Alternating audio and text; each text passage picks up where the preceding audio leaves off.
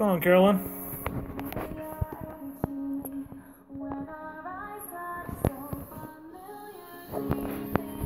What's going on, Mick? For some reason my device doesn't want to turn to the side. Oh well.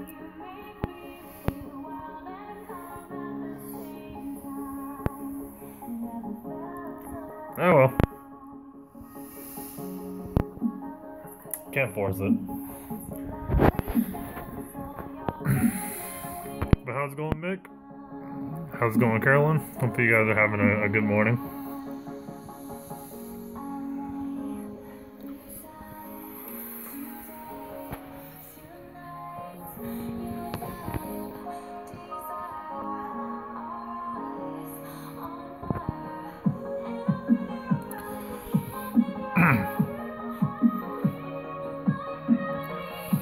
You know, I just washed this mask like literally I think yesterday, and I left it out to dry, and for some reason now, it's got like that weird smell. I have to get used to it. I hear you on the description. What are you talking about? The title of the stream? Is that what you're talking about? Is that what you're talking about, Carolyn? The title of the stream?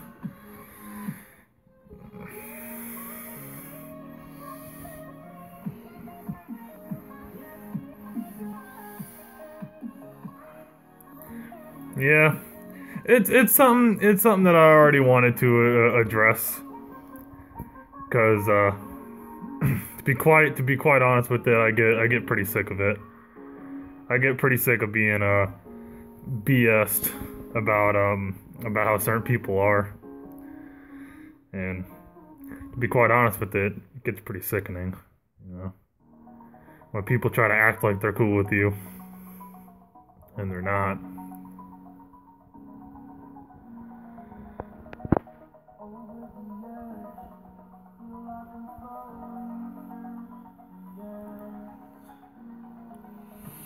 Yeah, I know, Mick.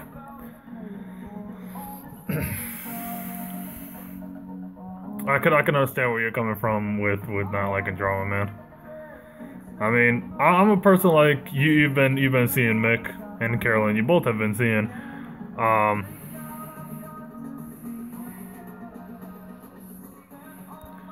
But I mean, you see Mick, you see Carolyn. Like, I just play my games and everything. But just for some weird reason, I've always had this weird, like, itch towards certain people. You know, people that I thought were cool with me. And obviously they're not. They have some type of crap towards me, which obviously they won't say that they do, or they don't want to admit, or anything like that. But to be quite honest, I just don't like these streamers that talk about positivity, and they're not really too fucking positive. You know, they talk about they're supporting streamers, but yet they don't really support. You know, they support the people that they consider, I mean, really, really close to them. But if you're more like kind of outside that circle, you don't get no support from these motherfuckers, so.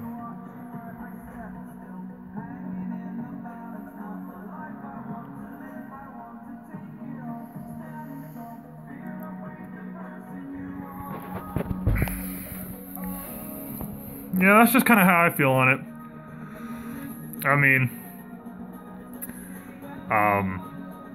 that's just kind of what makes me a little sick about it, and that's kind of the reason. And they don't get we can check. Yeah. Well, I mean, it's not even like check. No. You know what that's not the point that I'm making, Mick.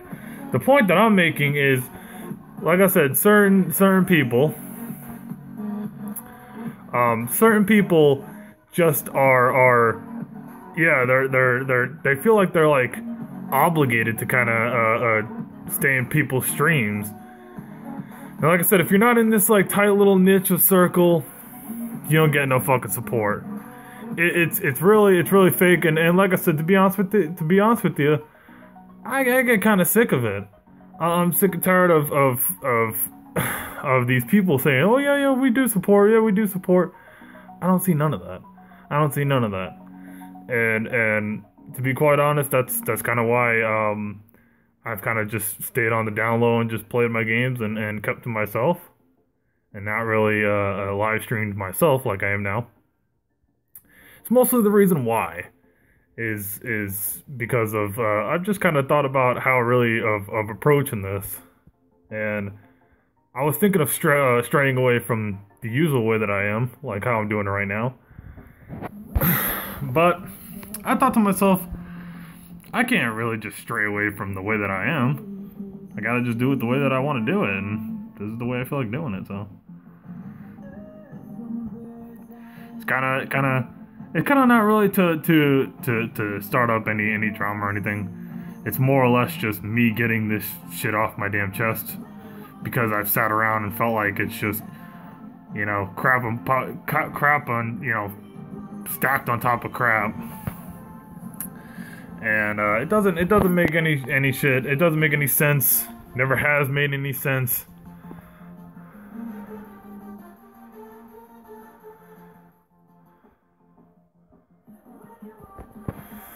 It's your channel, so they can watch if they want or not. Yeah, you know what I'm saying though. You know, Mick, like I said, I'm not gonna, you know, start up any crap, any drama like that. You know, it's more of just. Will it tilt this way? No, it won't. Still won't. Okay, whatever.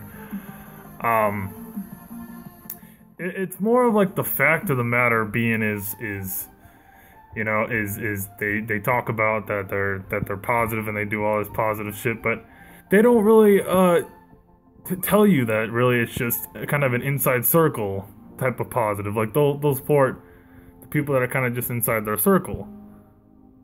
Isn't that mascot? No, not really. No, not really. Especially since I haven't been streaming myself. It's not really been a big thing. Yeah. After I wear it constantly, gets a little annoying. But what's up, Lulu? See. Now here's something I'm talking about. Here's a prime example. I'll use Lulu as a prime example. And it's no known secret. I'll put it on stream. I went even to Lulu to kind of vent, because Lulu has been a supporter of mine since day one, right? Lulu is the type of person that she didn't claim that she was always going to support me. She didn't claim that she was always going to be in my live stream. She didn't always claim that she was going to be there. So there was no expectation that Lulu would have to feel like she has to live up to. You know what I'm saying? Lulu just did it. She was just like, all right, I'll come to your stream and you know, and support you and everything. And there was no kind of like, you kind of see what I'm saying with that. I know a couple streamers that are positive that I know are true. There wasn't like that expectation that you had to kind of keep, that you had to withhold, that you had to stand by, you know. It's just certain streamers that yap off at the fucking mouth talking about, and excuse my language, because there is going to be quite a bit of cursing, so if you're kind of sensitive to that, probably not the best time to be here. But I just get tired of these streamers that just sit there constantly talking about, oh yeah, we do support, oh yeah, we support. You don't see none of that crap though. Like I said, they forget to tell you that the support is within their little fucking group. It's not towards everybody. It's just towards a little group. Hey, you know what? I'll be honest with you. I have a little group my fucking self. But we don't just exclude each other. We're not just, oh, I'll just support you and that's it. You know, we go around and we support the people that we know aren't going to cause a big problem with us. And I've never caused a problem with any of these people that, in all essence, that I am referring to. Like I said, Lulu kind of knows more or less who I'm talking about, because I went to Lulu, because Lulu's a good friend of mine, and I know Lulu will kind of. I trust Lulu, and you know I give Lulu a hard time. I go on her streams, I mess with her all the time, but in a more honest level, I mess with Lulu because one, I know Lulu can take it, but I also trust Lulu with certain things that are on my mind, and these were one of those things where I just was I had to let it out. So I went to Lulu. I said, hey, listen, and if you don't mind, can I talk to you? Got her in a party chat and pretty much told her exactly what I think of certain people, and just kind of because I can trust her with that. Now I know Lulu's not gonna go and fire up her stream and be like, hey, Paco doesn't like this person and this person and this person. She's not gonna do that. So that's more or less why I confide to certain people that I know that are that kind of what I say to them in private is more of a private matter, unless I want to put it out publicly. So only certain people you can have that with.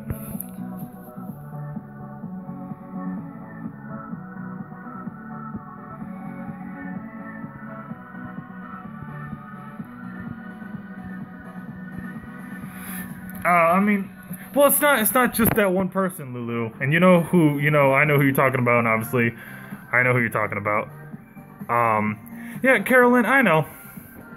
And I mean, it's frustration because I thought these people were cool with me, but obviously not. It doesn't seem that way. I live by the moral code. I live by the moral code that action speaks louder than words. What you say you're about, I don't take people's words for it. I only take half of what people say as the truth. And until you actually show that you mean what you say, I don't take anybody on their word. Nobody.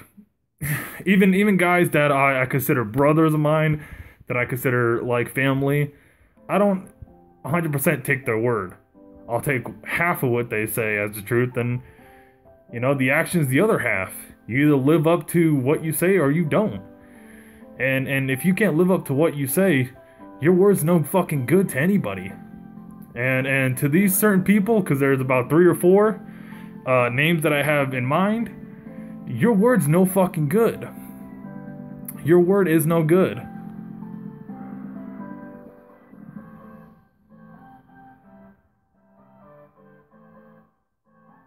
I'm not stingy with likes. Yeah, neither am I, Carolyn. I don't really care about likes. If you like the stream, or like the if you like the streams that I do, that's good. If you don't like it, well, I mean, there's a dislike button for a reason, So I don't really like nitpick on likes or anything like that.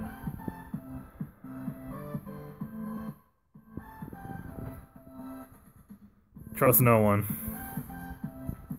Yeah, definitely, Mick. But yeah, it's not I like all I've seen. Yeah, I know, Carolyn. Like I said, I'm not that type of person that pretty much, and I know some people do, I'm not that type of person that really tries to tell people, hey, like the video, like the video, like the video.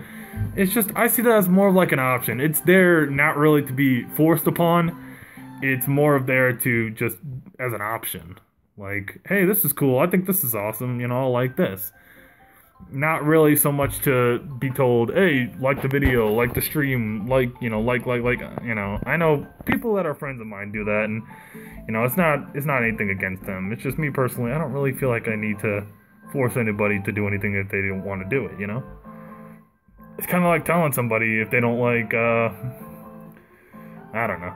If they don't like, I don't know, we'll say pizza. If you don't like pizza, basically, you telling them to eat pizza all the time. It's kind of, you're just forcing them into something that they don't want to do.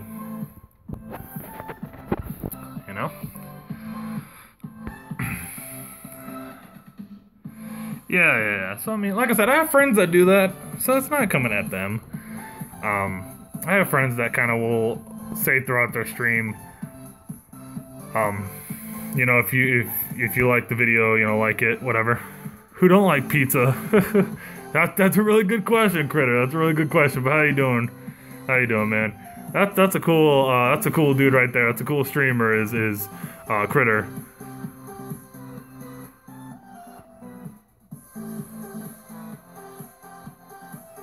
Yeah. The mask thing is kind of like my thing, Carolyn. I wear like all different kinds of masks. Mostly this one, as you probably have, seen and figured out. I just wear a mask because that's kind of just the type of streamer that I am. A lot of people put their face out there and no problem, and I'm just more of a person that I like to bring a different type of look, a different type of kind of way to my streaming. So I decided to wear masks. Yeah. I mean, I have other ones, obviously, that I pull out from time to time and decide to wear them and break them out.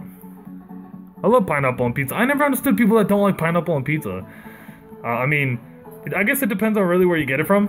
If you get it from like Domino's or Pizza Hut or any of those like generic places, you're not really gonna like it because those generic pizza places aren't really that too good. But if you go to an actual like mom and pop shop where they actually just perfect that kind of stuff,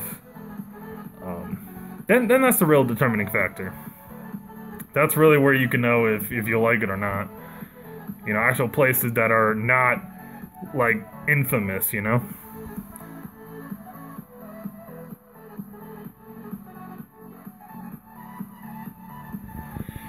only thing I can honestly say that I probably would never, ever, hands down, no matter what, I would probably never have on a pizza is probably like black olives, because I think black olives is fucking nasty. Black olives is one of the most nastiest things. I hate it on subs, I hate it on a pizza. I don't know how people even eat black olives in general. Black olives is just nasty. Yeah. Domino's pizza is awful. You're damn right, Nick. Domino's pizza is disgusting.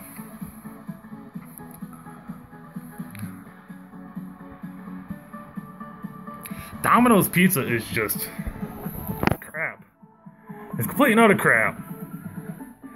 Like Little Caesars is god awful. They advertise $5 pizzas, and it's like fucking eating cardboard. Really, it's like eating cardboard.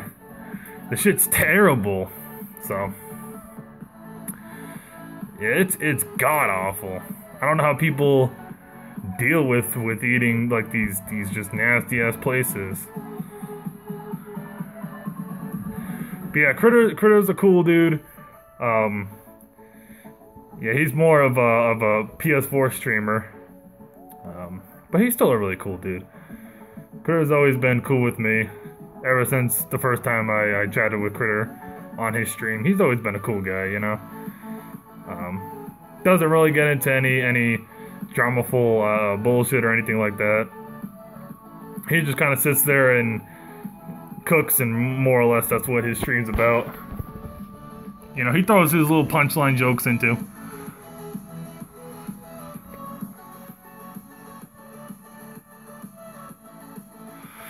I mean, kinda. Not really. I mean, towards like the end stretch last night, I was. But I only watched like 3 streamers, to be honest. As far as the Playroom goes, this is more Critter and Lulu. But as far as like the Playroom goes, I don't really watch the Playroom too much like I used to, Because the Playroom's just, I don't know, man. I've already said it before, like the Playroom's just very fucking toxic at times. It's very just dramaful. Any stream you go into, it's always someone bickering at someone else. It's just like, you get tired of it. It's just like same old crap that goes on all the time, nonstop. You just get kind of tired of it. You're just like, oh, fuck it. Pay like $30 for a 40-inch pizza. I support gamers and the young ones. I support gamers and the young ones are so rude. Well, Carolyn, I mean, I'm not like young, like I'm not a teenager, but I mean, I'm still a young cat myself. And I mean, I guess it's just the parenting nowadays. I don't mean to sound like blaming it on someone, but my thought is always it's the parenting. You know, because nowadays it's like parents don't want to really be parents. They want to be their child's friend. And when your kids are growing up, you can't really be their friends. You can't be sitting there and trying to be pals with them. I don't really watch streams anymore unless I get a notification, but not really on PS4 anymore. Exactly. Yeah, that's the thing, Critter. I still go on my PS4, obviously, for what it's intended to game and do my game streams and stuff. I still do it on that, but as far as Playroom goes, I mean, the people that I like and that I'm friends with and that I get along with, hands down, I'll jump in your stream. Anybody else? No. It's not gonna happen.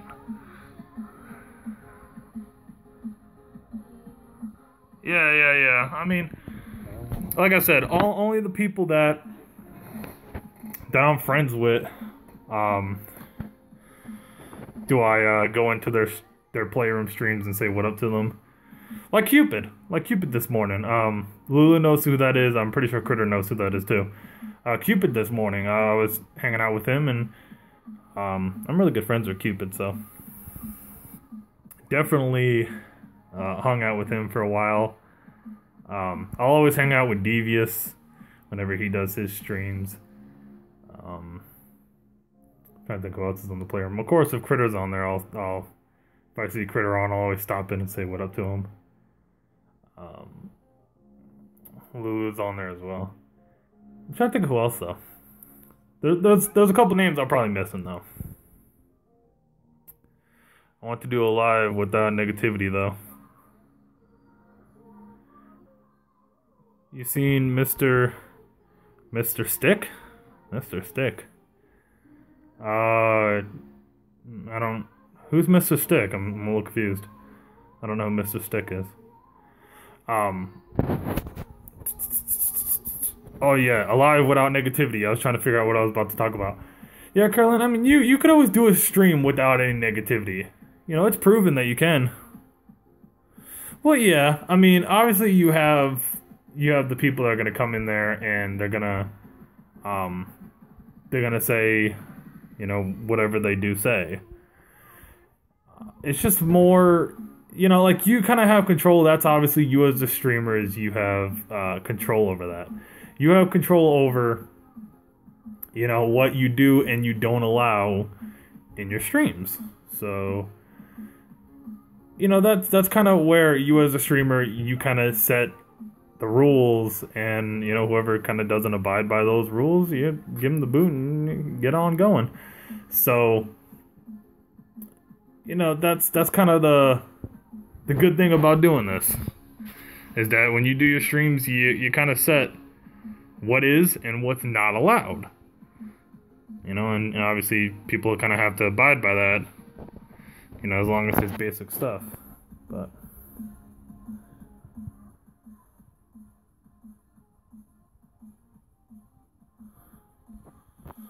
oh yeah, okay, Critter. Yeah, I got you. I'll hunt you down and I'll find you.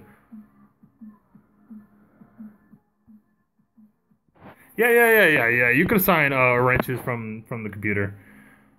It's just when they come up in the chat log, when you go by their name, like when you scroll by their name with the mouse, right on the right side of their name, it'll have like 3 dots. Click on the 3 dots, and then it should say like add a moderator. You click that, and there you go, done. So yeah, pretty easy, pretty self-explanatory, easy stuff. A 1, 2, 3 step, you know, very easy. So yeah, you could always do that. Which I kind of need to fix around my moderators too. I need to make a couple adjustments. Add someone in. Add someone in that obviously I want to bring in as a moderator, because you know, because I think they deserve it, obviously. So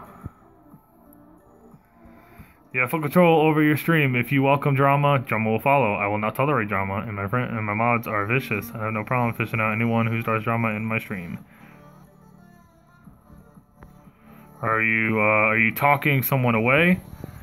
What do you mean? Am I talking someone away? What are you talking about, Lulu? Am I talking someone away? I don't know if you meant am I taking someone away. taking? Yeah, am I taking someone away? I mean, there might be. There might be.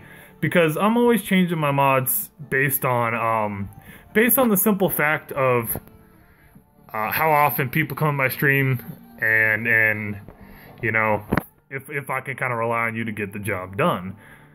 It's kind of just the past 2 weeks, certain people have not shown up, and kind of with that, you know, if you can't show up, well, like I said, 2 weeks is a general enough time to know if someone's gonna show up or not. Like I said, I always tell people, I know that people have lives, I know people have jobs, I know people have family, but kind of like 2 weeks is like the good guideline to know if you're gonna show up or not, you know. And when 2 weeks straight someone hasn't shown up, you kind of have to, you know, there is some sort of responsibility to it, you know. And if you can't take on that responsibility, then I mean, then the wrench has to be taken away and given to someone else.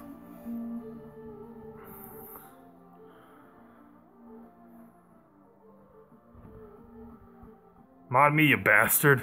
I mean, Mick, I might throw you in the mix as well. I need to remove some of mine as well. I mean, that's the thing, is 2 weeks is plenty of enough time to know if someone's gonna come in. I'm not saying 3 days, oh, this person hasn't came in, fuck you, I'm done, you know, you're getting cut. Because I've given this person like 2 weeks to show up, and 2 weeks to have not shown up. So, with that, you gotta fucking go. 2 weeks is 2 weeks. I mean, that's kind of, I know this is gonna sound a little different, but it's kind of like, you know, you have a job that you're supposed to go to every single day. It's gonna sound a little different, but you don't show up to a job for 2 weeks, hands down, you know you're gonna get fired. So, I mean, it sounds a little different, but it's kind of the same concept, if it makes sense.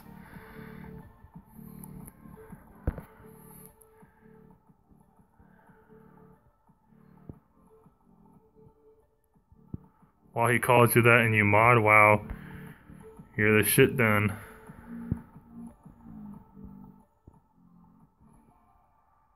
Calls what? What? Calls what? I'm confused.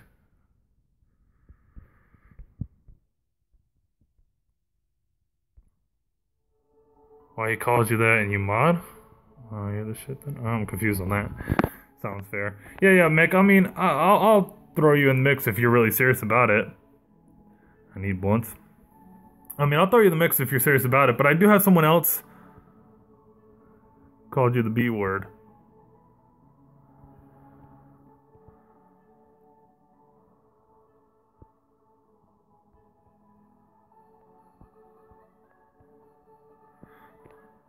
Oh, are you talking about boobs? Yeah, I know. Critter. But yeah, Mick, if you're really serious, man, I'll throw you in the pact. Yeah, I know what you're talking about, Carolyn. Now, like I said, there's some things that I mess around with Lulu about, and if I take it too far, Lulu knows to let me know if I take things too far. You know, she knows to let me know if I said something wrong that went a little too far. Because I'm not saying that I'm perfect. Obviously, there are times where I'll be joking around with someone and I don't know what is too far to them. Obviously, my guideline is the most obvious things are too far. You know, like, don't bring up something that may be personal to someone else, you know? So, you know, I just always think of that as kind of like the guideline is just the normal stuff that you would think is obviously too far. But everybody's description of too far is different, so. But yeah, that's kind of thing. Mick, I mean, I'll throw you in the mix, but I have someone else that I want to throw in as well that has shown up to my streams before. You know, supports me, stuff like that. It's just as far as mods, you always got to change up your shit. You always got to kind of get rid of people and then add people in and do replacements, because that's just kind of how it kind of works. You need active mods, and if people can't be active, you gotta kind of, you know, do replacements. I mean, that's just how I do it. I know some people may think it's different, you know. So some people may keep people that aren't active anymore in their streams. So I mean, you're a bit of prick sometimes, but you're a cool prick. I can take it. But yeah, that's just kind of like the guideline that I go by, though, is that I've done it I've done it since I started streaming. Is I'm always just kind of putting people in, replacing, and you know, kind of just that's just part of running a stream. You know, like I said, as different as it is, it's the same kind of concept. It's kind of like a job. You know, you're running a job, and you know, people can't be active to make it to work and get the job done. You gotta fire them, and you gotta replace them with other people. You gotta keep shit moving. So, certain people haven't showed up in 2 weeks, and a wrench is not gonna stay for you to not show up for 2 weeks to not use it. I needed it used for certain things that I kind of had to take care of myself.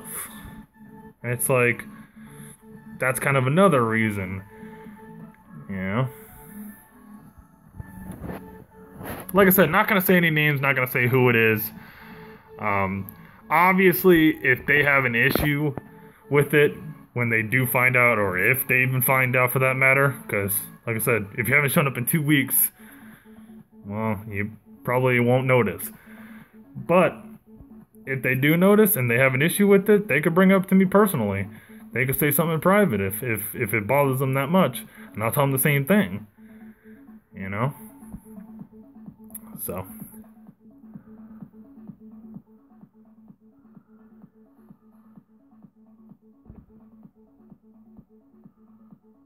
Yeah, definitely, Critter. I got you on that. And that's why I have Lulu as one of my mods too.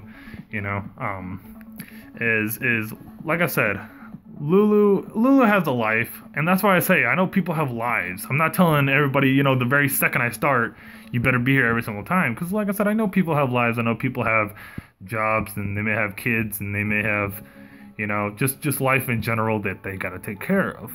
I don't expect too much out of people. I barely expect anything out of people. All I do expect is that someone does make an effort whenever they can to visit the stream. Even if it's to quickly say, hey, what's going on, just checking in, alright, see ya. Just so I know that you're still, like, I don't know how to quite describe it, that you're still on, you know, that you're still with me, you're still kind of, like I said, I don't know how to describe it. I guess you're still on the team? I don't know. I don't know how to quite describe it. I'm not very good with that part. But you'll get what I'm saying, you know? And like I said, just to not show up in 2 weeks is, yeah, not too pretty. Not too pretty. You can mod, demod, whoever you like. It's your channel. Look at Joker, he demotes people for fun. Oh yeah, Mick. Yeah. Yeah, absolutely. And that's what I think your mod should go based on, is how active a person is in your stream. You know, if a person's extremely active, you know, you mod them. Because obviously you know that they've kind of shown that they can be there. You know? Obviously you don't want to mod people that, you know, are only going to pop up like once a month. Because, you know, what's going to happen when you need people dealt with? You know, you need people either timed out or banned. You got to do that yourself. You got to take care of that yourself. And I may sound like a selfish prick right now when I put it like this, but as a streamer, and for people that have wrenches, and you have to do it yourself, you just have the wrong mods then, if you have to do it yourself. Did that person beg you to be a mod? No. No, Carolyn, they didn't beg me to be a mod. I kind of wanted them to be a mod because they were active at the time. They were coming in pretty damn often. And I was like, okay, cool. You know, obviously they're coming in often, And they had that kind of authority where I was like, they're good for a mod. They have that authority already. You know, they kind of know how to tell people, hey, you better stop with all that, or you know, you better cut it. They were kind of already having that kind of like I said, I don't want to use authority again, but you get what I'm saying. You understand? They kind of already knew how to basically give people warnings without me having to say anything. So I was like, all right, cool. They kind of know the drill. They know what they're doing. So I told them, hey, I'm gonna mod you if that's cool. Is that cool that I mod you? They said, sure. I modded them. I put their name on the list. They got modded. And they were coming in pretty often. And then all of a sudden, like I said, 2 weeks has gone by. Haven't seen them. Oh, actually, wait, I take that back. 2 weeks, I seen them once. I seen them once in 2 weeks. And that was like for like fucking 5 minutes. Like I said, maybe I'm sounding a little selfish, maybe I'm sounding a little bit like an asshole. But just something just doesn't sound right about that. You know? Something just doesn't sound right about that. It just doesn't make quite much sense. And it's not because this person doesn't have time, because here's the kicker, ladies and gentlemen, is this person's active in other streams. So you kind of figure there's more to that story. You know? And this is where I come down to say, you can't do your mod duties. Well, you're just gonna get it taken away and give it to someone else.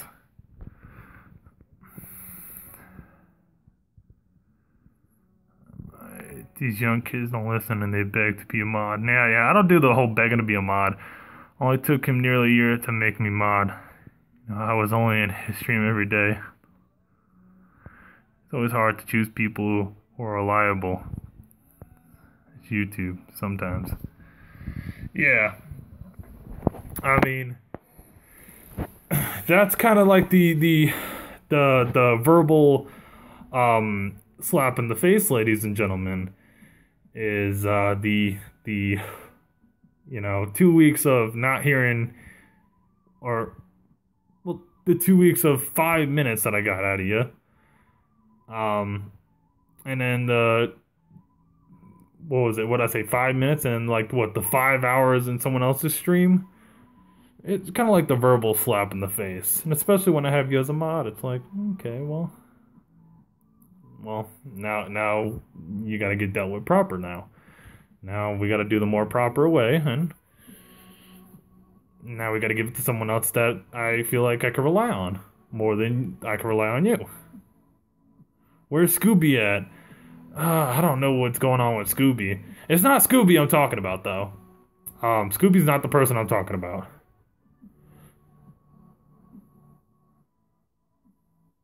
I look people up to see if they on/off of my channel.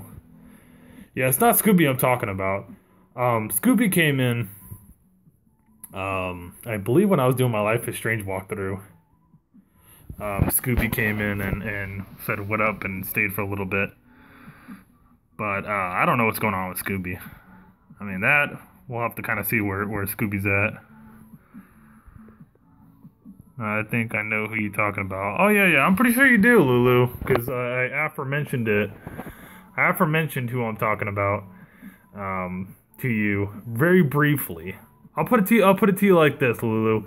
The person I'm talking about is the person that you said you're not too keen on yourself. So, there's your dead giveaway.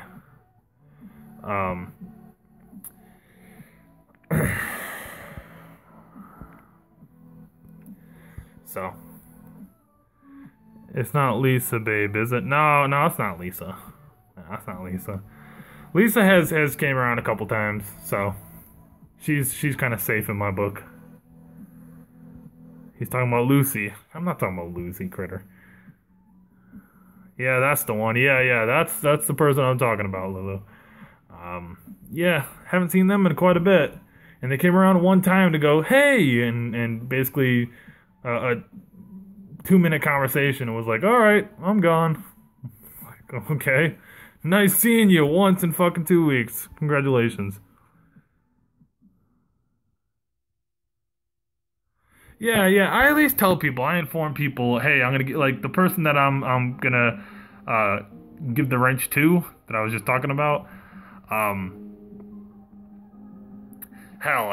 I'm just gonna give away who I'm talking about. As far as giving the wrench, not who's getting it taken away, but who I'm giving it to. Cupid. You know. I told Cupid straight out. I said, I've Cupid's a huge fan of mine. Well, not really fan, but kind of, thinks highly of me. We'll put it like that.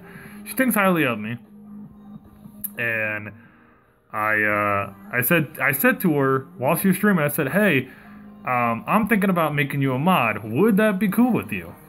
And he was like, well, it's up to you. It's your stream. If you want to mod me, go ahead. I said, well, are you able to mod? Would you be able to mod for me? Are you able to actually be able to do that? He was like, yeah, I'd be honored to. So I was like, okay, well, cool. We'll set that up. I'll have that done. So there's a person that the wrench is going to be handed off to. Yeah, Caroline, I'm pretty sure you know who Cupid is. I'm pretty sure if you're saying good choice, you know who I'm talking about. But yeah, he's always been cool with me. Nothing but love and respect for Cupid. Cupid's always been cool with me. And I know he can get the job done when I need him to get the job done. So beat two birds with one stone. So it's like, hell. I asked him ahead of time. I was like, hey, is that cool with you? Yeah, it's cool with me. Are you able to get the job done? Yeah, okay, well, great. We'll set it up then. We'll make it happen. And then I'm pretty sure he's able to get the job done, so I don't doubt it at all.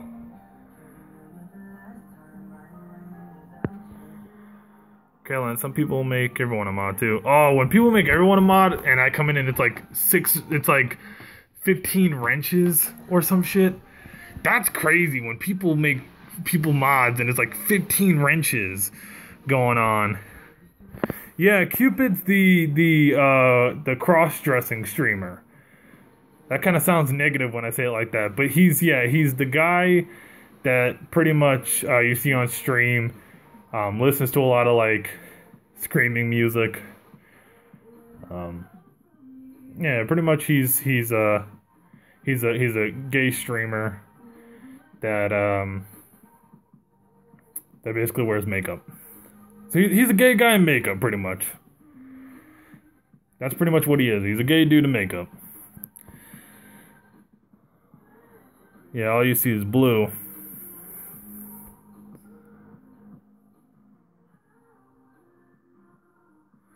Yeah, Cupid gets trolled a lot because, yeah, Cupid's a cool dude. I'm like I said, I'm good friends with Cupid, so I know that he's gonna be able to get the job done. And he gets fucked with a whole lot, and he doesn't deserve it. He's a cool guy, man. I mean, people need to stop being so homophobic on a guy that wears makeup and is gay. Like, why? You know what I asked? What I asked one of my friends, one of my buddies that I was in a party chat with this morning when I was talking to Cupid. I said, what I've always wondered is how does this guy being gay, how does that affect their lives? Because you have so many people that will come in and they'll say just anything. Oh, you take dick in the ass and all this other shit. I know I'm very vulgar about what I say. Of course, this is just how I am, obviously. And I've always just wondered, how does that affect people? How does that affect your life? How does this guy's choice in liking men affect your life? Obviously, it doesn't. It's just people are very judgmental. People are very judgmental about shit, and I think it has a lot to do with. I think it has a lot to do with people being very insecure about talking to a gay guy. Where, I mean, I'm perfectly comfortable around Cupid. I know my sexuality. I know that I'm straight sometimes. I mean, unless I get drunk. Then things kind of get a little on the other side. But we're not going to talk about that, though. But I mean, I feel comfortable. I feel comfortable around Cupid because I know Cupid is, it's just another dude. Just the only difference is he likes guys. Okay, like no big deal. I just never understood what people's problem is with judging someone because of their sexuality.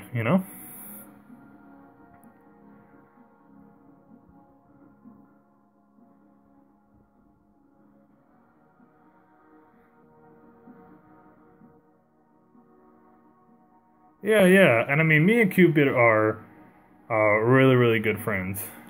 I mean, when he started streaming, when he came on to start streaming, I was like one of the first people to jump in and talk to him.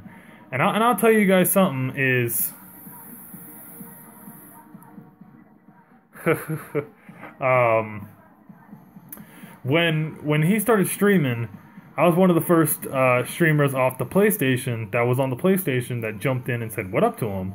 Now I knew because I had a lot of people that didn't like me that would always troll me and shit.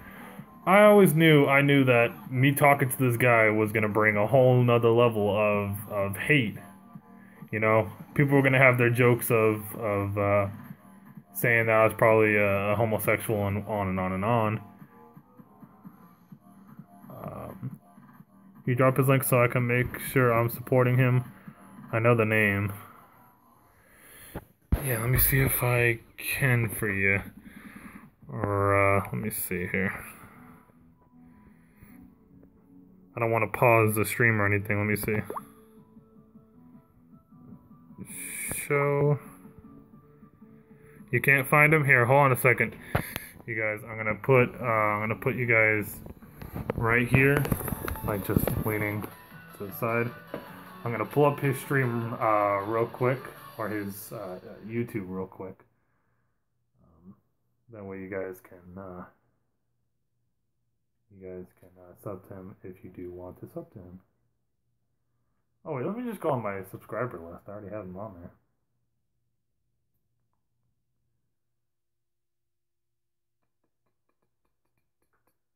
Where is he at?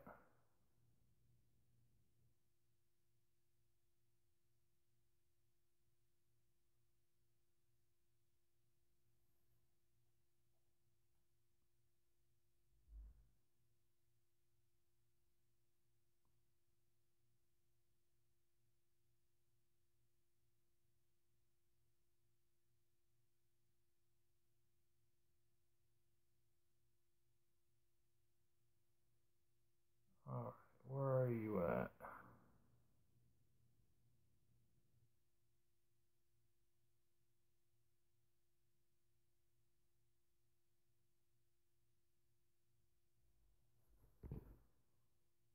Give me a quick second, you guys.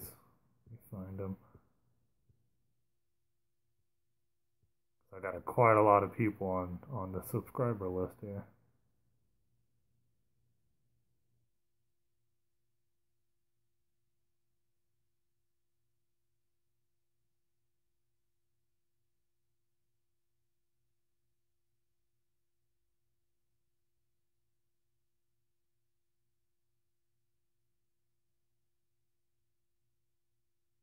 Where the hell is he? Oh, there he is. Found him. There he is.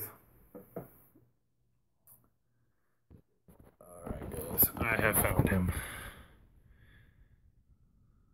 Huh, beat ya. I probably got to go get blunts. I'll be back if you're still on when I get back. Alright, critter.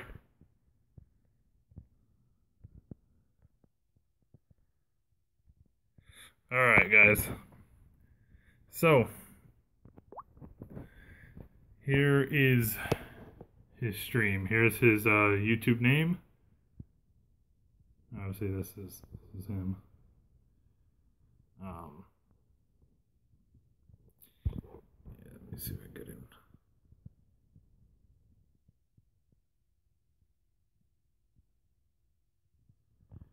So that's his YouTube name.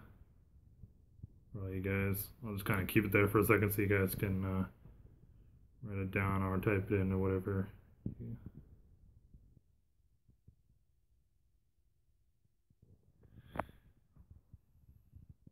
You know how to drop his link? In on the phone stream now. I don't, Carolyn. Let me see if there's another way that I can. As far as the phone stream now, I'd have to probably pull it up and then pause the stream. Lulu, are you on the computer? If you are, because you're a mod, if you could drop the link, if you're able to do that, then I would appreciate it. Because I know it's easy on a computer, but as far as the phone, then I'd have to try to go on YouTube on the phone, get the link, and, you know. Oh, you're on the phone? Damn it. Alright. Alright, hold up, guys. I'll be right back. I'm going to go on the computer real quick, grab his link, and drop it in the chat real fast. And then I will come right back. Just give me a quick second. I'll be right back, guys. Let me go do that. I'm going to drop it in the chat. I'll be right back, you guys.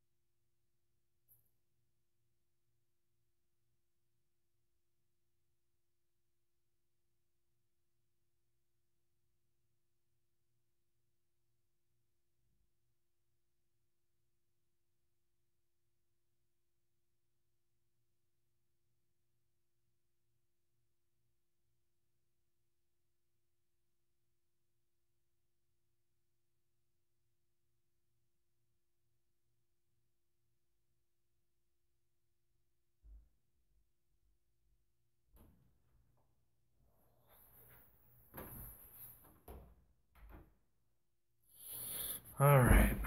That should be good.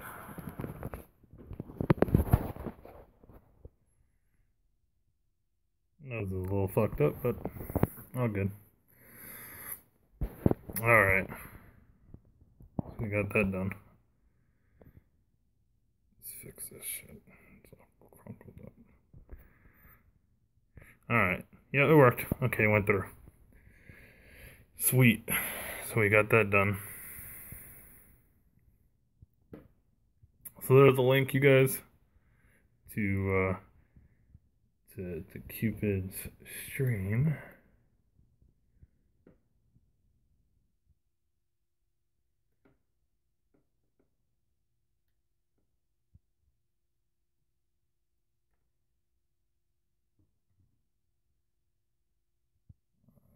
Right there.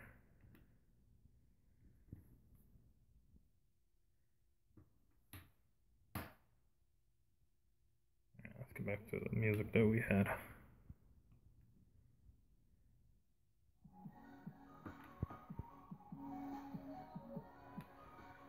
There we go. Alright. Alright, there we go.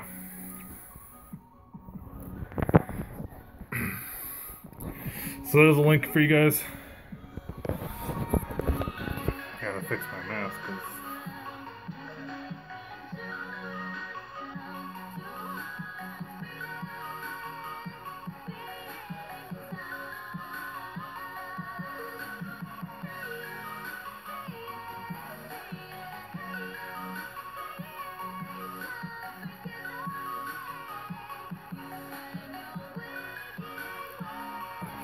alright.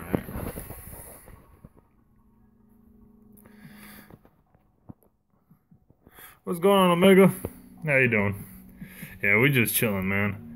I had to run out and grab someone's YouTube link. That's obviously in the description. If you don't know who Cupid is, so I had to drop his link in the chat for some people if they wanna go over and subscribe to him. Because I was talking about how I'm gonna throw him on the mod list pretty soon here. He's gonna be the next dude I'd throw on the mod list. So people wanted to know what his YouTube channel was, so I put it in the chat link. But what's going on with you, Omega? How you doing, man?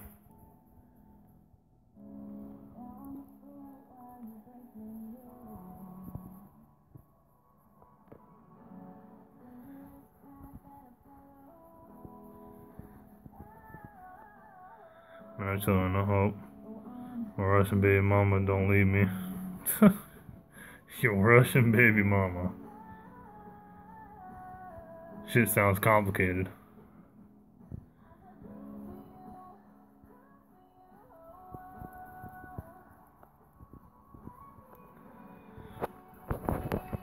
Yeah, it feels like it's been a little while since the last time I talked to you, Omega. I hope you're doing good though, man.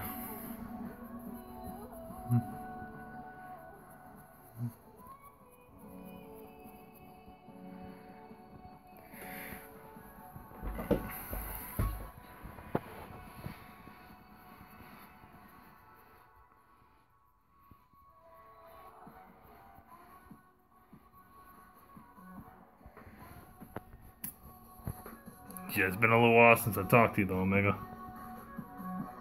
Man, can't go back to sleep. That's always been my problem, Omega. My problem's always been that I can't sleep at all, man. That's always been my issue is.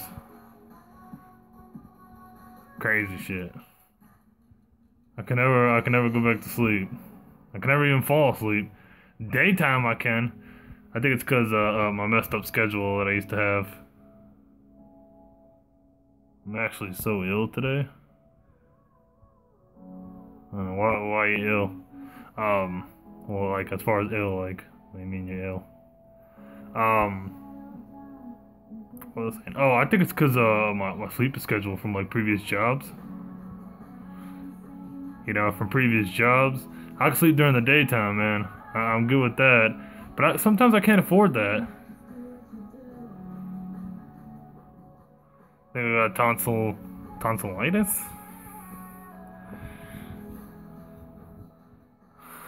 I'm not saying you're lying, but for some reason that sounds like some word you made up. I'm pretty sure it's real, because I don't even know all these damn diseases and shit. But it sounds like one of those things like you make up to get out of school. Hey, what's wrong with you? Yeah, I got tonsillitis. But I mean, yeah, sometimes I can't afford that though. Sometimes I can't afford to sleep in the daytime. Cause you know, sometimes I'll fucking have to work during the daytime. That's what the shitty thing is. where your tonsils flare up and you can't swallow. It's real. No, I know. That's what I said. I'm pretty sure it's a real thing. It just sounds like something you would use to get out of school quick. And what you got? I got some tonsillitis. But I mean, yeah, there's sometimes, man, you can't, like, you can sleep in the daytime, but then you can't afford to sleep in the daytime. 'Cause, you know, then you have to work and you have to go through all that crap, and obviously you have to work. You can't be sleeping. So it's a ruthless schedule sometimes, man. You really become you really like gain being like having insomnia very quickly. Hey, Paco, speaking of the Russian situation, man, the hardship it must be when your spouse country is pending on war.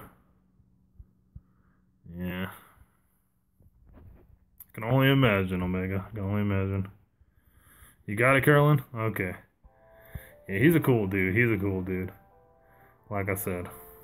And I know that he can handle himself pretty damn well because he's dealt with so much criticism for being a gay man and being the way that he wants to be and his appearance and everything. I know he can handle himself very well. And if he can handle himself very well in his stream being the way that he is, I know that he'll be able to deal pretty damn well over here as well, having a wrench, you know. So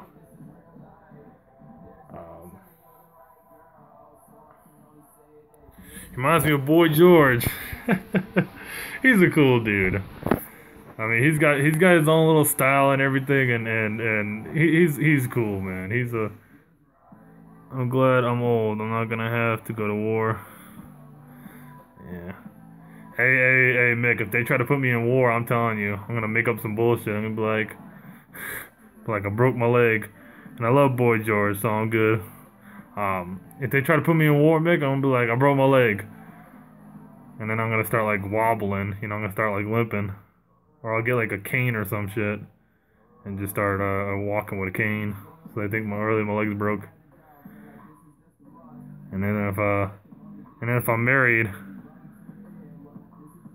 And then if I'm married and my wife's like, what are you doing? I'm like, bitch, you better pretend like you're injured before they grab your ass next. Oh, man. Ash always said he'll have his legs ran over so he don't have to go to war. Right, I'm telling you, the minute they say, hey, you're going to war, I promise you that day, I will run in the middle of traffic and get ran over just so I don't have to go to war. Be like, my legs are broken, can't go to war. My woman will be like, what the hell are you doing? I'm like, man, you better run your ass in traffic before they grab you next. What the hell are you doing?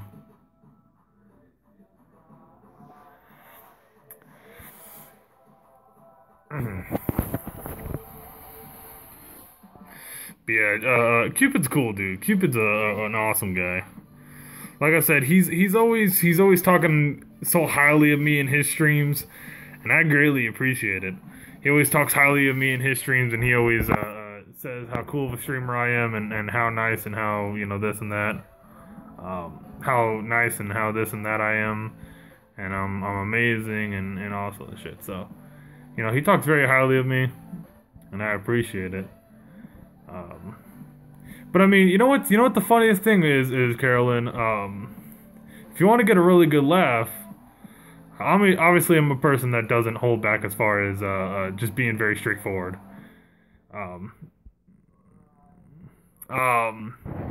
But the funniest thing was when I first started being friends with Cupid, you know, when I started being real friends with Cupid, you want to hear some of the funny stuff people would say. I'm a very straightforward person. So Carolyn, if certain things kind of offend you or you can't take them, it's okay. I understand. Because like I said, I know certain people, the way that I talk, they're like, wow, this guy's very vulgar. And yeah, I kind of am. But when I started being friends with them, so many people thought I lived a double lifestyle, you know, because I have a woman that I'm with, you know, she's in Canada. Doesn't really bother me, but whatever. But then people thought that I had another lifestyle where, um, where like I was with the woman in day, and then at nighttime I was secretly gay with Cupid, which was funny as hell. I'll be honest. It was hilarious when people would really think that me and Cupid had some like weird hidden behind the curtain gay friend, gay relationship going on. I always thought it was funny. It was funny as hell when people thought that. True, but I'd be no good in battle. Nope, go ahead. Against all them young, you're gonna need old people for war to tell the young people what to do. I'll be an officer, but I doubt they would let me. Damn Paco, DBL life serial killer. Double life serial killer. Nah, not some serial killer shit. Nah, Omega. But people thought like I was, like I said, like straight during the day, and at nighttime all of a sudden like I was gay, which is hilarious. It sounds funny when you think about it. Like during the day I'm like, straight as hell, just like a normal straight male, And then at nighttime, I was just all with Cupid, like, oh yeah, being gay and cuddling and all that shit with a grown-ass man. Gay werewolf, right? Which, like I said, I thought it was funny, because, like, the weird assumptions and the weird stuff people would put together. The weird shit. No, it was funny. It was funny, Omega. It was funny. Because, I'm a person that will make some people uncomfortable. It's all mouth, we move on. Now, I'm a person, like I said, people try to offend. People try to offend me. And that shit don't offend me. If you really thought that I was gay, I'll play along to you. I will mess with your head. Don't ever try to one-up me, because I will try to one-up you back. There are people that thought I lived a double lifestyle, and I played along. I made it real. I fully committed. And I let Cupid know that I was playing. Like, I let him in on the joke, and he obviously played along too. I'd go on his stream and make things seem like there was more than friends going on. I really committed. I was like, if you really think I'm gay, okay, I'll just play along to the joke. And then after a while, people just kind of got sick of it, and they just stopped making comments. I was like, alright, yeah, well, you can't really one-up me, because you got beat to the punch. I know you're not, so. Paco, you're a cool dude, even if you like the dick. It's 2018. Hey, like I said, Omega, for the most part, I'm straight. You get me, like, ossified drunk. I can't promise that it'll be that it won't happen. It might. That just depends on how drunk I am. We're not gonna talk about it. It has happened. I'm not proud of it either. But we'll keep moving. Omega, not that for real. But that's what I'm saying. Like stuff like that, I'll joke right back. I'll just make jokes out of it too. But yeah. We moving on.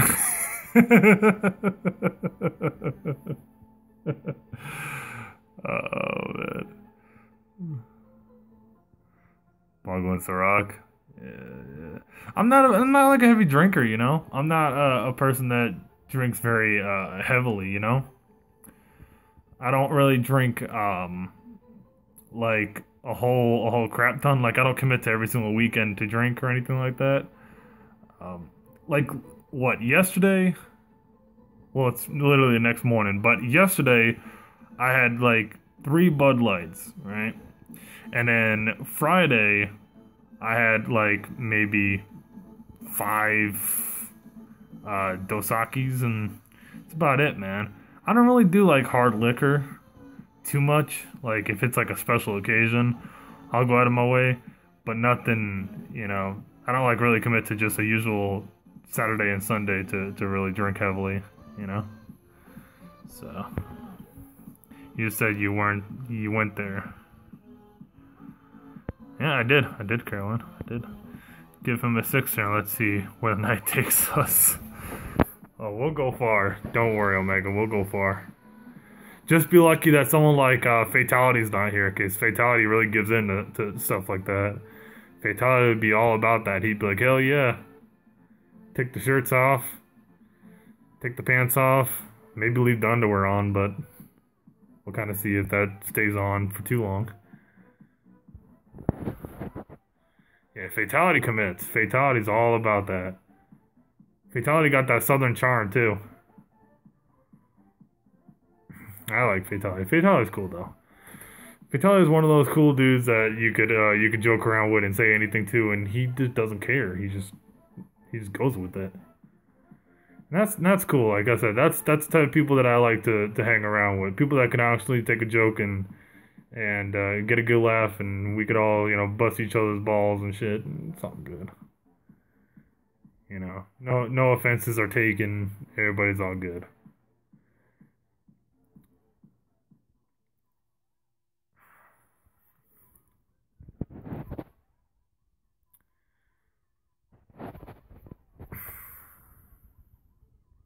Were you joking or for real?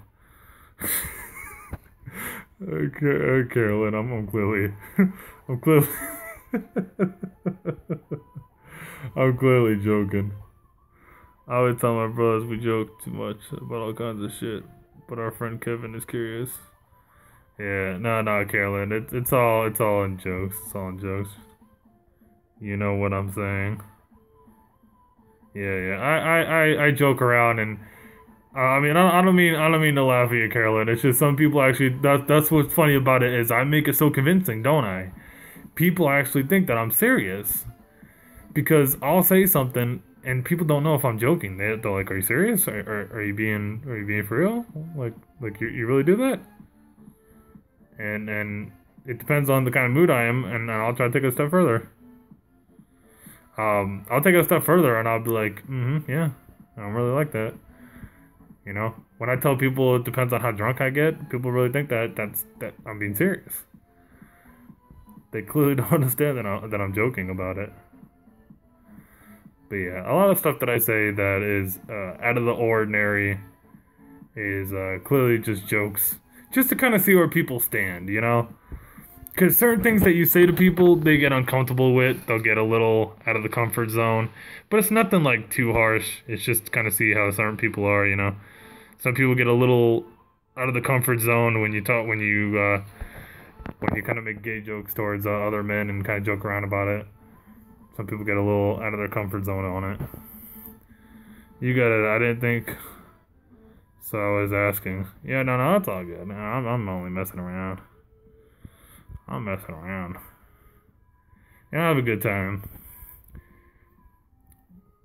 That's what this is all about. A lot of people forget it. You know, it's all about having a good time and you joke around, you have a good time with the people that come in and say what up to you and talk to you. So I stumbled to a gay bar once and it stayed because of free drinks. It was freaking free drink night for men.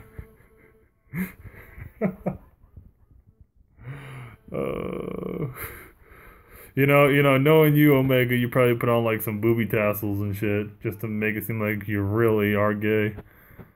Probably put on like some booby tassels and actually committed. You're like, free drinks? Hell yeah, I'll put these on real fast.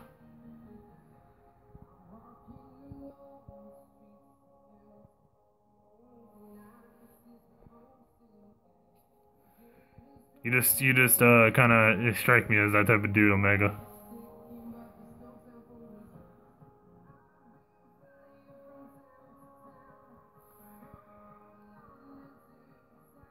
I've got long dreads, so I just wrapped it into a ponytail.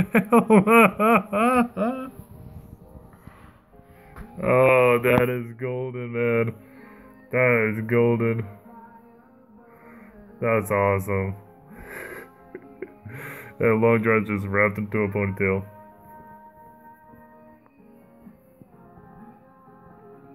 My gay friend was hating. Hey, free drinks is free drinks. You gotta play the game to get the free drinks. It's like, fuck it. You gotta do what you gotta do. Oh wow, why?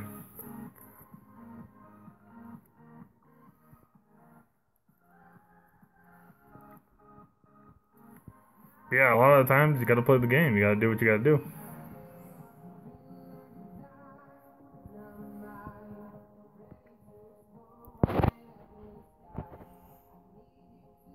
Yeah, I was broke as fuck that month. Hell, I'm pretty sure even if people weren't broke, you would still play along to that. You know, even if you had the money, you're not gonna waste it on drinks. You're just gonna play along just to get some free drinks.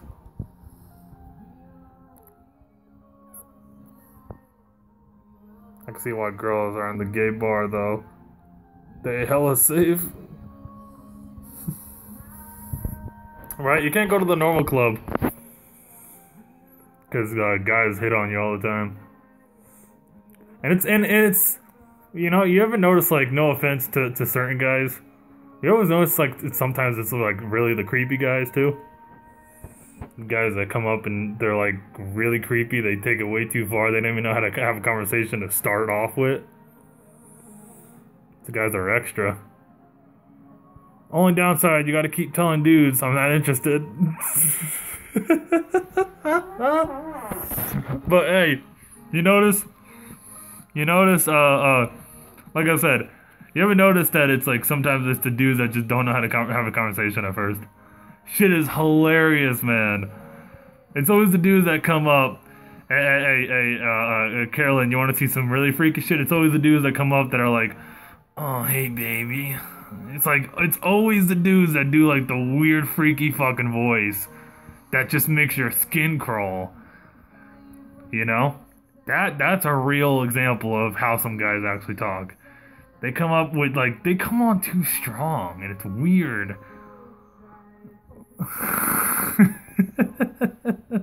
That's how they are, though. That's really how they are, man. They come on way too strong. What's going on, Bridie? Las Vegas was the shit. I tell them I'm gay. You could go to a gay bar. They're the best guys in town, in the house, for real. They come on way too strong. That's how it makes some people's skin crawl, you know? You know, that's how I make, some people leave me the hell alone. You know? Like people that actually try to troll you. People that try to troll you. You just do that voice, and that makes a lot of them not even want to even talk to you anymore. Yeah, you could really, you know, some people actually do troll you. You could actually counter troll them by doing that voice, and that's more funny when you get the reaction of people trying to mess with you. Oh, look who it is! It is Miss Cupid herself. I was just talking about you not too long ago. Me too. They found the best friends you ever want. The way they carry themselves. No, I was telling Cupid. Omega was talking about that he went to a gay bar because they had drinks, and he pretended to be gay because he wanted free drinks. So I told him. I said, "What did I say about you?" I said, "What did I say about you?" No, I'm just kidding. I talked very, very highly of you, Cupid. Obviously. You can ask anybody here. I said nothing but nice things about you. But I forgot what I was saying. I just lost my train of thought. Dang it, now I just lost my train of thought. I found out that night I'm considered a bear in the gay community.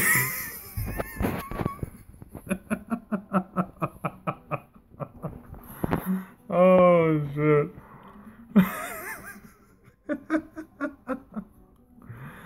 Well, hey, now you got a new you got a new thing going on, Omega. Congratulations. Oh man. Way to go, Omega. You got a new identity now.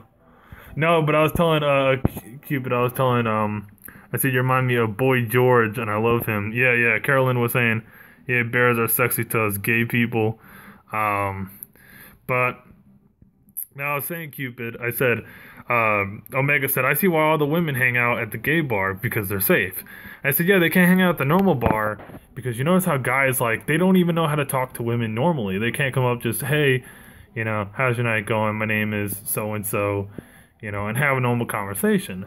They come on way too strong. They come on way too just aggressive. They come up with that creepy ass fucking voice. They think it's really hot and it sounds just it makes your skin crawl. They come up with that really creepy, just weird voice, like, oh hey baby, all that shit. No, it makes your skin crawl, and you're just like, no, time to go home. That's the type of voice that makes you go, I got stomach pains now. Now I gotta use the shitter. So you excuse yourself to go to the bathroom, and that you think about that voice, and you probably shit your brains out. So not a good night.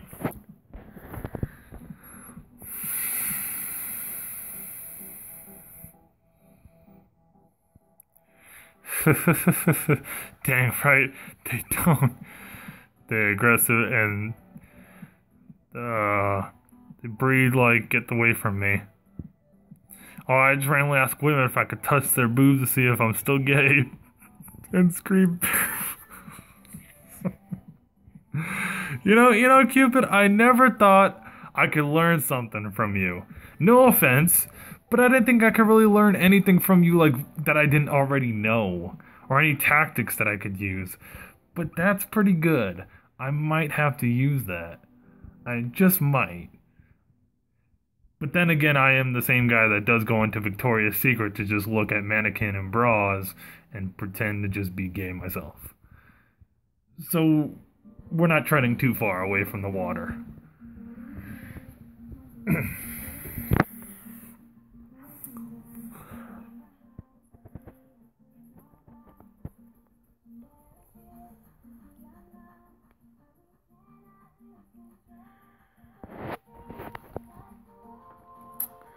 Seriously, what's crazy is being. I like the fact when I said I'm not gay, they were cool. I was always worried to know you're not, you get your ass kicked or something.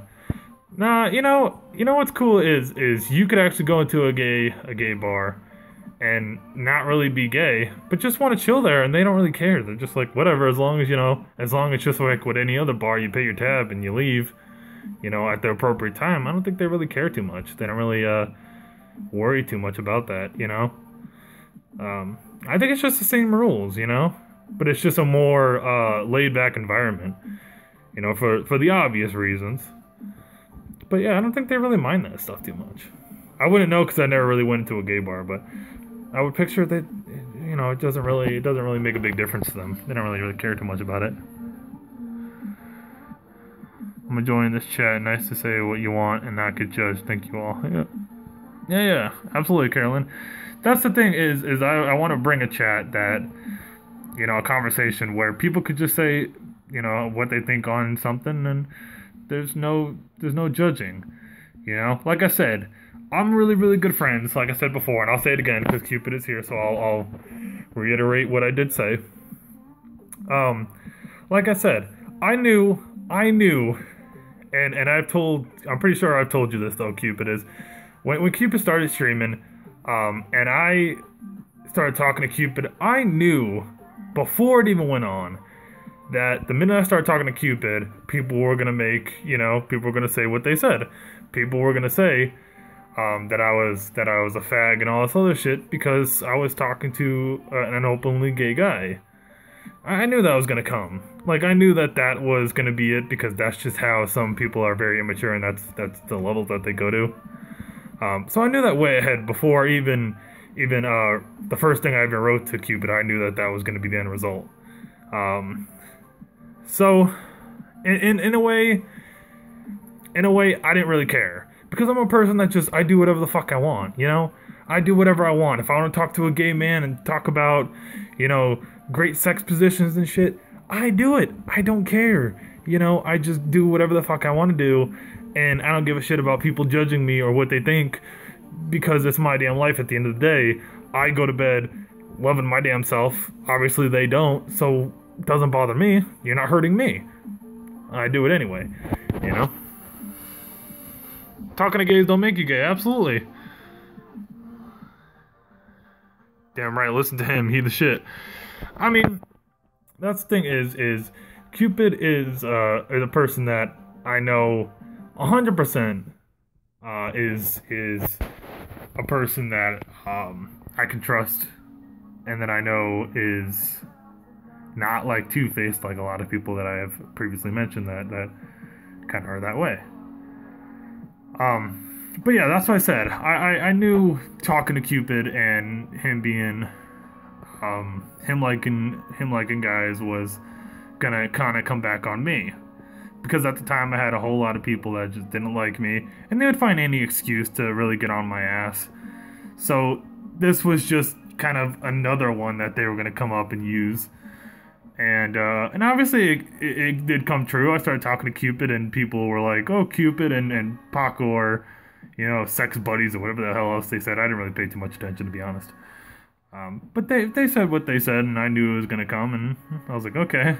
And I made jokes with Cupid about it. I came back in his stream and laughed about it and said how I guess we're sex buddies because we talk and we're good friends, and on and on. And we had a good laugh at it. We had a good joke about it. It was funny. You know, still I make jokes about it. Still I have a little bit of fun with the idea that I talk to a gay man, so automatically I am gay. I still have fun with it. So that's just how I am. You try to play the joke on me, and the joke gets played on you. How do you get Cupid out of the name?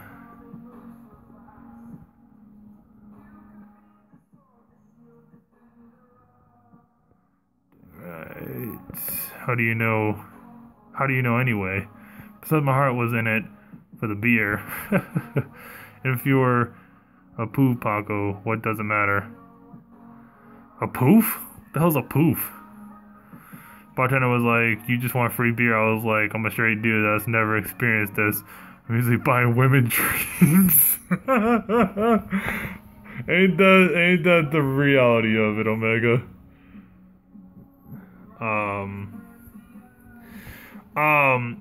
Wait, what did you say? How do you get Cupid out of the name?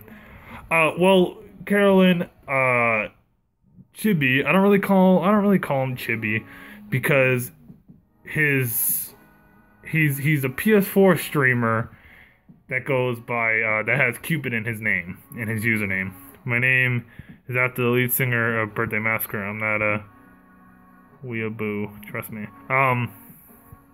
But, I don't really call Chibi, I call him Cupid, because when I met him, he was Cupid, so I just called him Cupid, you know? And then he changed his name to that, and I still call him Cupid. I'm just like, fuck it, I ain't gonna change. I'm still gonna call you Cupid. It doesn't bother him, so I'm like, eh, whatever, still call you Cupid. That's just always what he's been. He's been Cupid. That's always what he will be, is Cupid. Yeah, it's just when I met him, that's what his name was, or that's what part of his name was, so I called him Cupid, and then he changed his name, and I was like, hey, you're still Cupid, though. Motherfucker, you ain't changing your name and thinking I'm gonna change with it. Still gonna call you Cupid. Send shots to all fireball shots. Yeah, I'm not big on cinnamon, so you can skip me on the shot. I'm not big on cinnamon. Yeah, me and cinnamon do not go together too well. So, yeah, you can skip me on the fireball. I am a Jack Daniels person, though. Yeah, I am a Jack Daniels person. That is a very interesting fact about me. I love Jack Daniels. It's like an addiction. I'm not an alcoholic. I promise you guys I'm not. I'm far from one.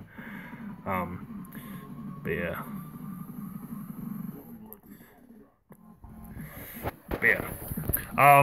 You know what the crazy thing was is, I don't know people from other countries if they're gonna know what I'm talking about, but people from the States are gonna know what I'm talking about. There was this shit, and it's malt liquor. It's not really beer. It's more malt liquor than anything. It's kind of like a harder, it's like a level up from beer. But it's this stuff called Maker's Mark. Yeah, we have that out here, Mick. Maker's Mark, it's pretty good. Maker's Mark, pretty good. I was a pending alcoholic. I gave a like, Paco. I appreciate it, Cupid. Shameless style. But people in the States are going to know what I'm talking about. This next thing I'm about to say. People from other countries, I don't know, because I don't really know if they have it out in other countries. I remember my first time drinking was this malt liquor by the name of Four Loko. Now, like I said, I don't know people from other countries if they're going to know what this is. If you don't, I can describe it to you, but you'd more or less probably have to look it up to understand exactly what's funny about this story. My first time was with these big-ass tall cans, and they go by the name of Four Loko. Years and years ago, obviously they changed the formula, but years and years ago, I'm almost drunk a beer in the morning, and I was like, fuck this, I'm gonna go for a run. So years and years ago, they changed the formula. No, that was not good. It will get you messed up quick. Yeah. So Carolyn knows what I'm talking about. My first time, we had something called Passion Pop. It was a cheap sparkling champagne type shit. Oh, that sounds all fruity. But Four Loko, years and years ago, it used to be so hard and so strong that, like, literally you'd probably get blacked out drunk on one can. Guaranteed. On one can of Four Loko, back in, like, when the ingredients were much harder, they did change it. You would get completely and utterly just shit-faced off one can. But the cans they were like the tall cans that you'd get of you know, Bud Light or Budweiser or Coors Light or whatever. They were tall cans. You know, you couldn't buy them in like packs or anything. You just have to buy one can individually. Yeah, but those things mess you the hell up. And my first time drinking was one of those. And man, when I tell you, I experienced one hell of a ride. I never was blacked out drunk, but that got me damn close enough to it. And I was like, holy crap. You know? Thankfully I didn't have like a hangover or anything the next morning. I still did feel the effects of it though the next morning, because I did drink it at night. I drank it I think like 10 o'clock at night. And I woke up at like 3 or 4 the next morning. And I felt it. It was like, yeah, I could still kind of feel it a little bit. Still kind of there. Not completely gone. But yeah, ever since a big, I think like news report that went out, people kind of complaining about it, they changed the formula and it's not as strong as it was. I mean, it still can get you messed up, obviously, but it's not as strong as it used to be. Damn, Carolyn going for the DBL faceplant challenge. No more, wow. Yeah, and then when it came to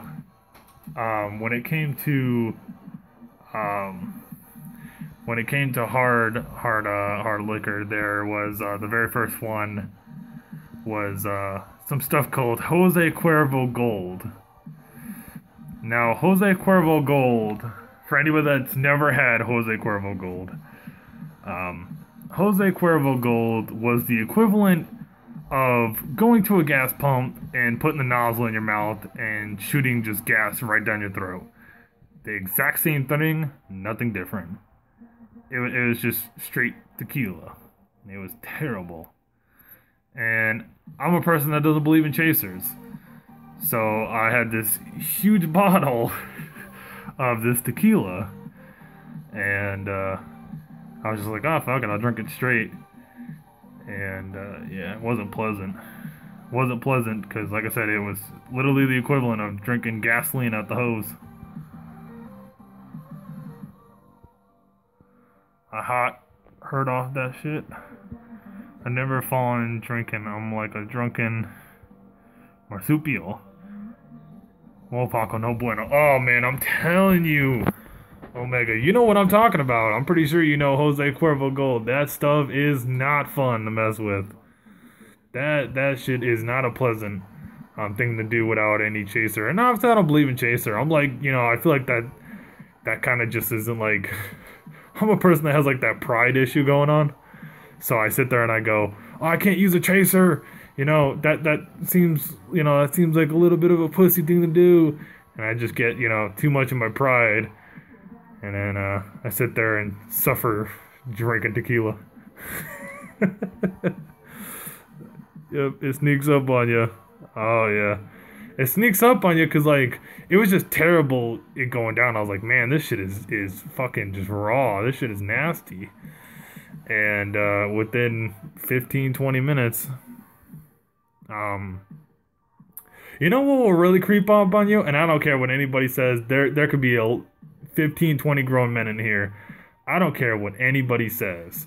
I'll tell you the number one thing that is the creeper that comes up and you don't even notice it. Here's the creeper one is the other day.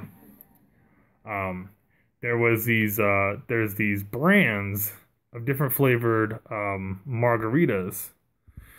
You know, but they're called like peacharitas or strawberry ritas or whatever. I forgot who makes them. It might be like the Bud Light Company, some shit. But they're really good. They're really good, and I had like at least like 6 or 7 different cans, right? And I had 6 or 7 different cans, and I had like the peach one. I'm like, oh, these are pretty good. They ain't too bad. You know, I had the strawberry one. I was like, oh, these are pretty good. They're not too bad. And I'm like just downing them because they're good. You know, they didn't have like any bitter taste or anything, so I'm just downing them. I'm like, oh, these are pretty damn good. They're not too bad. And I'm doing it. And all of a sudden, like, I get through the 7 cans. No shitting you guys. Get through the 7 cans within, like, 15 minutes flat. Like, just, you know, whatever. Just done. Get them over with. You know, and they're big, tall cans, obviously, if you've seen these things that I'm talking about. They're, like, tall cans. Same thing with the Four Locos. So, like I said, they have no bitter taste, no nothing. Like, within, like, 15 minutes, they're all gone. So, I'm sitting there and I'm like, not too bad. You know, I felt full, obviously, because I was like, okay, I just feel full.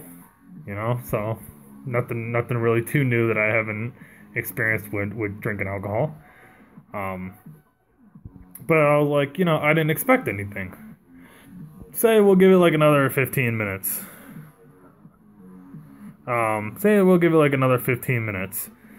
And I'm just sitting here chilling out, listening to music, and all of a sudden I'm just, you know, I'm just jamming out, and somehow, some way, I'm ending up like on the phone with like a buddy of mine at like 2 in the morning, and he's like, "What's up?" And I'm like, "Oh, I'm just coming to check up on you." You know, usually I don't like call someone at 2 in the morning. This is what's funny about this whole shit. Is I don't talk to someone at 2 in the morning. I never call anybody at 2 in the morning unless it's like an emergency. So, he's like, well, what's up? And I'm like, oh, I just wanted to check up on you. And he's like, that's it? That's all you want to do? I was like, yeah, I just want to check up on you, see how you're doing. And he's like, dude, it's 2 in the fucking morning. Like, what are you doing calling me? I was like, oh, I just want to see what you're up to. You know, just checking up on you. So, you know, it was funny as fuck because he was just like, yeah, cool, I'm great, good night. And he just hung up the phone. Oh, man. You've been, Ninja by the Brew. I hate creeper drinks. I never tried a martini. I need to, my bucket list. A chick with huge chatas, and she's drinking Jose Cuervo Gold. Will keep up on you. In a good way, though. Oh, I know exactly what you're talking about. I get them, but this is computer. I need to try one for real. Yeah, if you haven't tried those, the things that I'm talking about, those peacharitas or strawberry ritas, whatever the hell they're called. Like I said, I think it's made by like Budweiser. I believe so. I'll tell you about the only things I'll play at night is legs and hospitals. But we'll leave it to Omega. I have the awesome. Yeah, I mean they're pretty good. They're pretty good. They're pretty good. And I mean I don't care what anybody says. I mean you could have the biggest ego, you could have the biggest pride going on. You gotta admit, some of those damn drinks are not too damn bad. You know, obviously, I'm still a person that loves, like I said, my Jack Daniels and stuff like that, my hard liquor. But every now and then, you know, something like that to try out, it doesn't hurt you, you know? You can't constantly just be slamming down, 90 proof, vodkas and shit like that. Because that just abuses your body, and then you end up in the hospital. And where's your pride? Down the toilet while you're getting your stomach pumped. Your pride's not there, so, you lose your pride on that. And you get a nice hefty hospital bill, so. Yeah, that does a lot for your pride, doesn't it? But, yeah, I mean, I believe you gotta take those breaks. The Paco got a Bud strawberry margarita in the fridge right now. Yeah, those are the ones I'm talking about. They're pretty good, man. I'm telling you. I don't care what any guy says. If someone says, "Oh, that's fruity," you're not a real man. Yeah, fuck you. Fuck you. I believe you got to give your body some recovering when you're doing hard liquor and stuff like that. You got to give your body some time to recuperate, and recover. Because when you're just abusing hard alcohol constantly, yeah, like I said, it's not going to end up too well. Goes great with steak and potatoes. I like the watermelon one. The watermelon's a good one. The peach is, like I said, the peach one's not too bad. Strawberry one's really delicious. I thought for some weird reason when I first got them, I thought they were going to be like a Four Loko recap. Because Four Loko has like those flavors. They have like watermelon, fruit punch, stuff like that. So I was like, oh, this is going to be like Four Loko, just, made by Budweiser now. But actually, they're a lot better. They have a better taste. You know what really is probably one of my favorite beers, I guess if you want to consider it a beer, really, is there's this brand called Not Your Father's. And if you ever get to see it and you're into like root beer, get their root beer. I'm telling you, you will not regret that, because that doesn't have no alcohol aftertaste, nothing. That is as smooth as just drinking straight just root beer. No like alcohol aftertaste, no nothing. Shameless plug, of course. But if you ever find that in the 6-pack, I'm telling you, try it. You will not be let down. If you're into root beer, you won't be let down. That's some good stuff.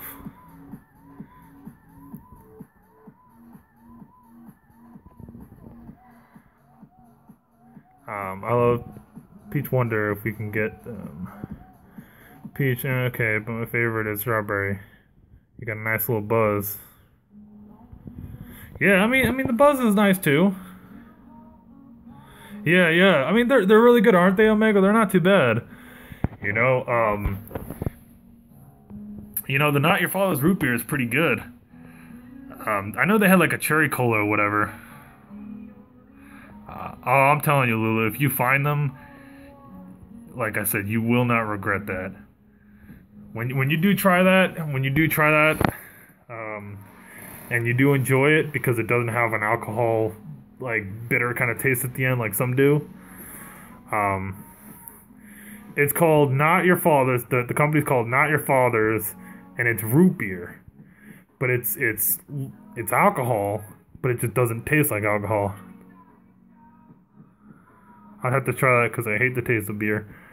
Yeah, it doesn't have that nasty aftertaste. It's really good. It kind of tastes like a root beer, kind of like creamsicle type of taste. Really good stuff. Like I said, if you don't like that kind of alcohol, just weird aftertaste, it's really damn good. Probably hands down the best stuff I've ever tasted as far as alcohol goes. Yeah, that hoppy taste sucks. Well, that's what those margaritas have. Like the ones that me and Omega are talking about. The ones that strawberry and everything. They have like that alcohol aftertaste. You get the peach, you get the watermelon taste, and then after it's like that alcohol taste, and you're like, okay, yeah, it's like, alright. But then you kind of get numb to it because obviously you're drinking them for a while. You just get numb to the taste. You just get used to it. You're like, whatever. Try the margaritas. You will like them, Cupid.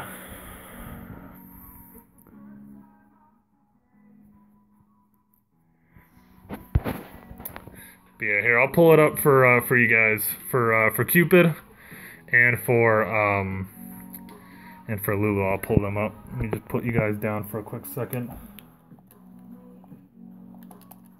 so you guys can kind of see what it looks like. It just comes in a 6-pack if you can find it.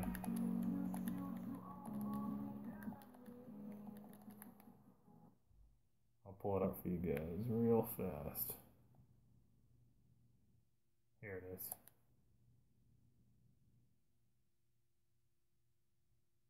Bitch, how you gonna ask if I'm fucking 20, if I'm 21? Of course I'm 21. You're gonna fucking ask me that shit. Alright. We'll just put in my actual birthday. I don't care about all that. Here it is. Okay. What the hell is this? Okay. I have to see if they send that shit down here. She was like, the strawberry is the best. Oh, I like that song. Oh yeah, I'll go back to it. Hope it goes good. It'll be here now. Excuse me while I kiss the sky. Alright, so here's what they look like. It comes like this. You know, they come like this. And usually, like I said, they're like in a 6-pack, kind of like this. You'll see them in a 6-pack. Just kind of remember this, like a little weird dude with like his top hat. And yeah, that's kind of what it looks like. But there's the name of it. And of course, it has this lovely alcohol by volume 5.9, which, like I said, is an average, a little over a light beer taste, but it's still really good. You know, you don't taste it, so it's pretty damn good. So there's the name for you guys, right there. That's the name that I was telling you guys.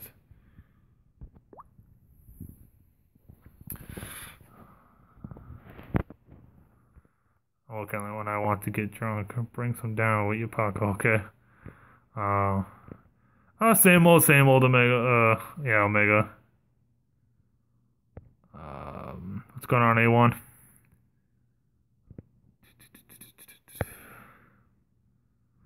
But yeah, good stuff. Really, really good stuff. Yeah, I decided I'd show you guys the name so you guys can actually see what I'm talking about. So you guys can actually see what I'm on about. Yeah, they got ginger. What? They got ginger ale. Let me see what else they got here. Ginger ale. Now like cream. I'm about to try that. I'll have to go on the hunt for that. What's this one down here? Mountain ale? What is it supposed to be, like a Mountain Dew?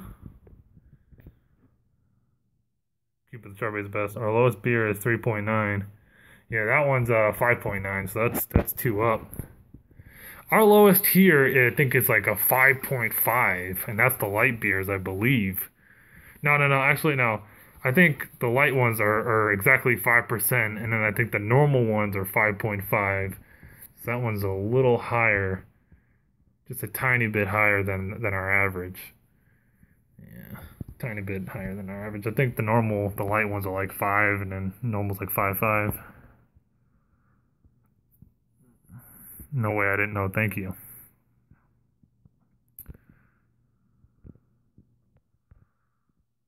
In California, it's 8. All this beer is what most drink is Foster's, which is 5. Oh, okay. Gotcha.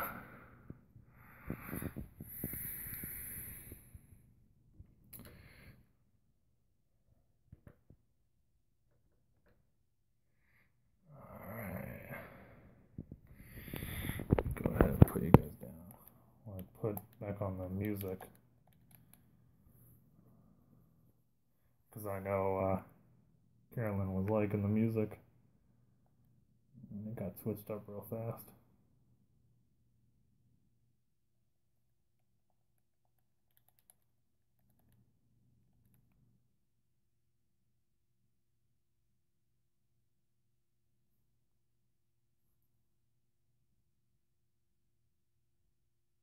go. There it is.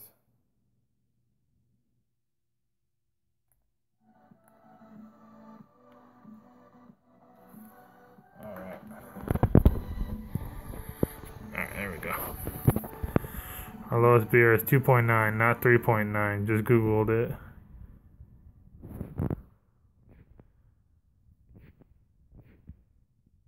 No way I didn't know. Thank you. Alright. Ash said he'll definitely come to America for your beer. He's always welcome. He's always welcome, Lulu. You, on the other hand, I'm not too sure. Oh yeah, not your father's root beer is about 5.7. Yeah, on the site Omega they clock it in as 5.9 is what was actually on that site.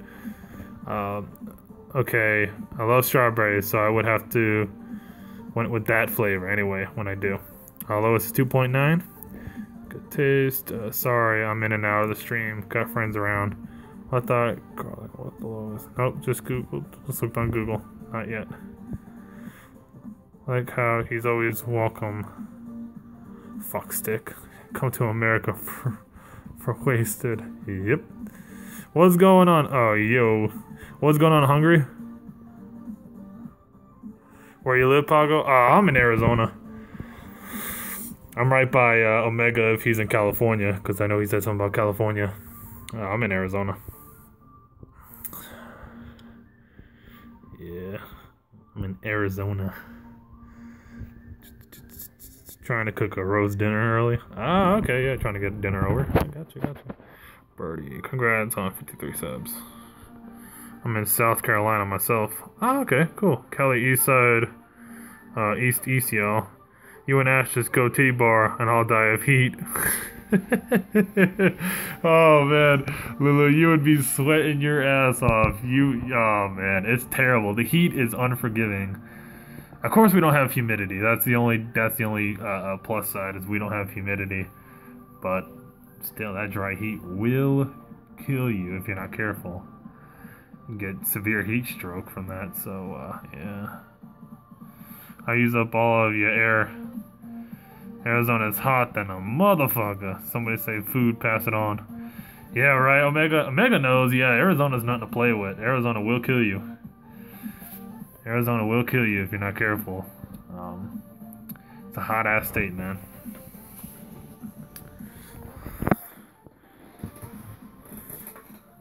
$834, yeah, I appreciate it, A1. I don't really care too much about subs, you know? I gain subs, cool. If I don't, whatever. But yeah. The heat out here, it's crazy because we're just now getting into triple digits. So we're getting into triple digits early, you know? And we're getting into triple digits early by, I want to say like June. By June, it'll be like 118. So, you know, you can bet your ass it is gonna be hot as hell out.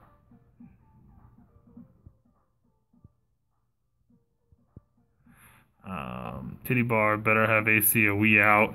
Although your heat is hotter out there. Like I said, no humidity, so hot is more bearable. I just hope the wind blows for y'all in Arizona, Pago. Oh, it barely does. It barely does, Omega. Fucking the wind blowing. Yeah, right. Yeah, right. You better wait for that fucking monsoon season to hit. Oh man. You better wait for that damn monsoon season to hit. Motherfucking no air around here. It's everything it says it is, Omega. It's everything it says it is. You don't gotta worry. Oh, man. Shit wreck.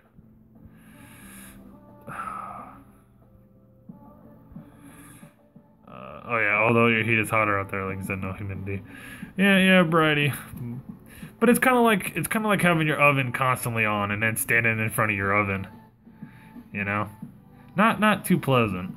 Not something that you really want to be sweating your ass off. I can't focus on that. My AC broke. But yeah, it's kind of like having your oven on constantly and just standing in front of your oven. It's not gonna be too pleasant, you know. So, yeah, probably not something that you wanna do. Is sit in front of your oven and just sit there sweating your ass off. Omega, go home then, alright? I live in Ohio. The hottest it gets here is in the 80s, and I want to die. I'd tip her to go get me some ice. Oh man, yeah. By June, it's gonna be like 118, dude. That's it. I think that's a record, honestly. I'm not too sure. I might have to look up our records, but 118 is no joke. 118, you will be dead. I die when it's in the 20s. Oh yeah, Lulu, definitely don't come here. Definitely don't come here. You Omega cost too much. Yeah, Omega, you better tell Navajo style. Yeah, Omega, you better have her run and go get you a bag of ice, put it in a tub and dip your ass in there. That's the only way you're cooling off around here. Save your AC for me? I ain't saving shit for you. Yeah, you're doing it in Celsius, I know. What is what is our shit in Celsius? Let's find out. Let me see.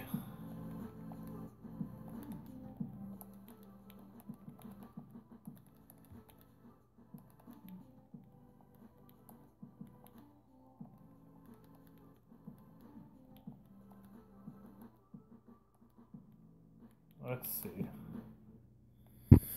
So, what you are looking at is a calculation of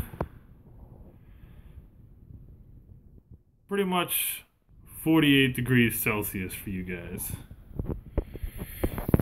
That's pretty much what it's calculating out to.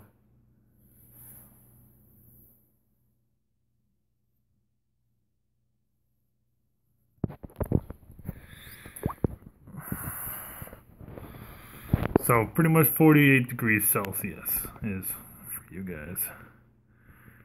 You're getting there. A1. Let the ice twerk between them cheeks to cool off. Yo, Omega. Got to admit, a strip joint gotta be depressing in Alaska. Probably is. That's a lot. That's a lot. Omega, you or the dancers. Probably no one Omega, probably him. And probably with how high it gets out here, probably him. But yeah, Bridie, that's exactly what I'm saying. It's no joke out here. It is no joke out here. People seriously fucking do go to the hospital all the time for heat stroke because they don't bring a bottle of water or they don't keep themselves hydrated and they go for a run, go for some biking, and yeah, and then they end up dying of heat stroke. You will get cooked out here. You get like sunburned and shit. The dancers. I may have got titty bar on the brain. I'm good. I'm enjoying the videos here. Or the vides here? The vides here. But yeah, I've actually witnessed people like on the news when they broadcast the news. When they broadcast the news, they'll actually put a heat warning, you know, and that's when we're getting like 108, 107. They'll put out those heat warnings, obviously, to tell people, you know, idiots more or less, to keep themselves, you know, a bottle of water or water just by them at all times. Keep themselves hydrated, you know, because you get idiots that obviously just don't understand that when you're sweating profusely, like how you will if you're out here, that, you know, you need to keep water going in your body to, you know, not die of heat stroke. Idiots. You can't reason with stupidity. Alright, A1, you out of here. Take it easy. Yeah, apparently Paco and Ash are going... So they say, oh yeah, me and Ash are going to the titty bar. We are taking off, and we are going to see some nice, big old titties. I'm gonna treat Ash. It's gonna be on me too. I'm gonna take him out to a strip club actually out here called Jaguars. Um, it's a nice strip club that they actually promote on the radio on a hip hop radio station, and they got some nice dancers. I've been there I think 3 times. Yeah, 3 times. Yeah, I think he'll like it. It'll be something refreshing for him to kind of get out and hang out with just guys and do some manly shit like looking at a bunch of strippers. Like looking at a bunch of strippers. Yeah, that's some manly shit. How do you breathe in the mask?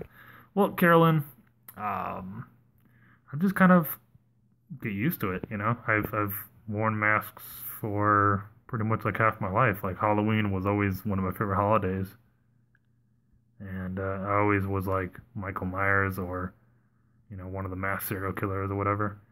You kind of get used to it. I told my girl I'm spending all my tax money on my birthday. And when do you suppose this is going to happen? Going to trick hard in the paint. When do I think it's going to happen, or when do I propose it's going to happen? I mean, at some point, whenever you're allowing Ash to go, because I think the only issue right now is your cooperation with letting poor Ash get out and see some nice, fine ladies dancing on a pole. I'm a talker. You already know this, Lulu. I'm a talker. I can make things happen. Well, the dead zone said June 1st. You'll encounter boobs. Nah, but I think in all seriousness, if you ever did come out here, I'll take them to that place. My treat, and have them have a good time. Well, you can go, but I'm coming to America. Ain't going to no titty bar. I'll go to a male one.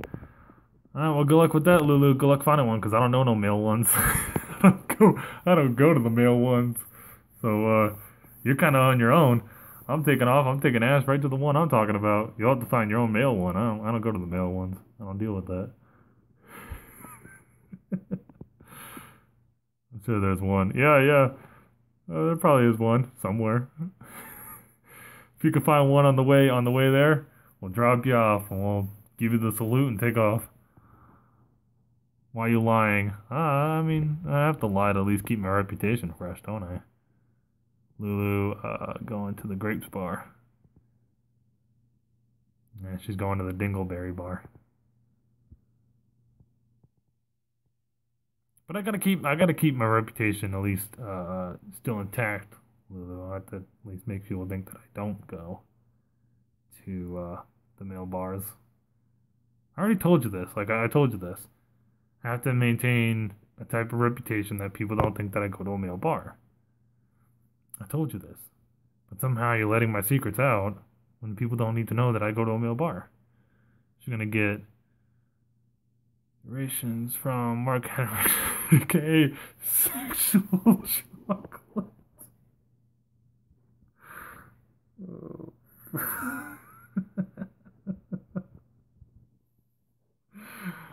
Oh, fuck. Sexual chocolate. That's too funny. Mark Henry, aka sexual chocolate. Oh, the good old wrestling days. Fucking Omega. That's some funny shit, man. There, see, Cupid will come with me. Oh, well, there you go. Yeah, there, you got Cupid to tag along with you. Yeah, you got Cupid to tag along with you to a male bar. So there you go. You got your partner, and I got Ash, and we're teaming up, and there you go. I'm telling you, that's the good old days of wrestling. Omega sexual chocolate. That shit was funny, dude. The storylines they put poor ass Mark Henry in, dude. But he got a lot of money because I think his contract was over $1 million a year. I think he got like $1 million that year on that contract, or like I think for 3 years he got paid like $1 million or something like that. He got $1 million and for like a 2 or 3 year deal. And the storylines that they put him in for that $1 million that he got for that contract was crazy, dude. I mean, I will come as long as they don't have ball cheese. Yeah, I mean, well, like I said, Cupid, you might want to bring like an umbrella for the sun or some shit. That's usually what like the older folks do. Like during the summertime, they have an umbrella to like basically block out the sun, which is kind of a smart thing to do. But then again, you have to like carry around a fucking umbrella like Mary Poppins 24/7. So that's just not my style though. So I'd rather just not carry around an umbrella. But people do. They carry around an umbrella and then they just open up the umbrella and basically face it towards the sun, so they block out the sun. Looking like fucking Mary Poppins and shit. So yeah, whatever fits you. Ain't nobody got time for that. Set a date. Sweet. Sounds like a deal. But yeah, they put him in some weird stuff. I have a black lace umbrella I always use. Well, there you go. But yeah, the storylines that they put poor Mark Henry in, Omega. They put that poor guy through some crazy ass storylines, man. Like they put him like in the one with like Mae Young. They all smell like coconut and cocoa butter. Um, so it should be okay. I mean, like I said, Cupid, if you want to carry around an umbrella like Mary Poppins, all good. Do you, boo boo? Um, yeah, the storylines that they put him in, Omega was crazy shit, man. They put him in one where he was like with Mae Young and the whole hand birth shit situation. That was fucking confusing. There was that one. There was what was that other one they put him in? They put him in that one. They put him in a lot of weird storylines. Like the shit didn't make no sense. The either Mark Henry versus Mr. S. Mary Poppins. Mark Henry versus Mr. S. I'm pretty sure they did. There was that too. Yeah. There was a lot of weird storylines that were going on. Like I said, Mark Henry and Big Daddy Kane. They made poor Mark Henry job to wrestlers, you know, and that's kind of sad, man, because when Mark Henry came into wrestling, he was an actual contestant, not a contestant, but he was actually competing in the World's Strongest Contest, you know, the World's Strongest Man contest, around the time that he came into wrestling. You know, they had him jobbing out to other wrestlers that were like nowhere in his league. You know, just because he was getting more money that they agreed upon. Their fault. But they were making him look really weak. And it wasn't till I want to say maybe 2005 they really made Mark Henry actually useful. I love China. China was good, and then China got fucking drug addiction and decided to do porn and shit and got all fucked up. WWE had a pimp wrestler. He went and all his hoes be in the ring dancing. Oh yeah, The Godfather. Yeah, I know exactly. I know. Like I said, I was a little kid growing up watching wrestling. I know all these old school wrestlers. The Godfather. Yeah, The Godfather and the Ho Train. Yeah. Man, wrestling was good. Wrestling was good back then. Wrestling was good. Yeah. There was him. And then like they turned him into like the Good Father. Most of them are in films now. Nah, most of them are dead now. The wrestlers that I grew up watching are like fucking deceased or they're retired. Like I said, you got Undertaker that only comes back like once a year and he's forget it. You know, once a year and forget it. Um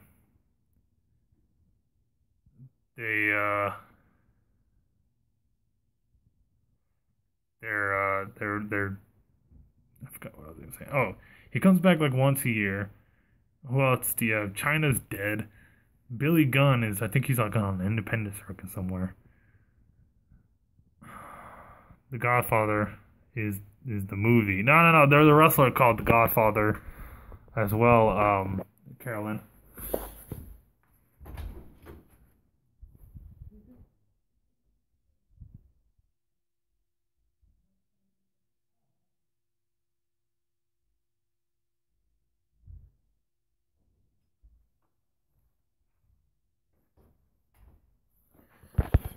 Yeah, Carolyn. There was a actual wrestler that went by the name of The Godfather as well, and then they turned him into like the Good Father, which was stupid as hell.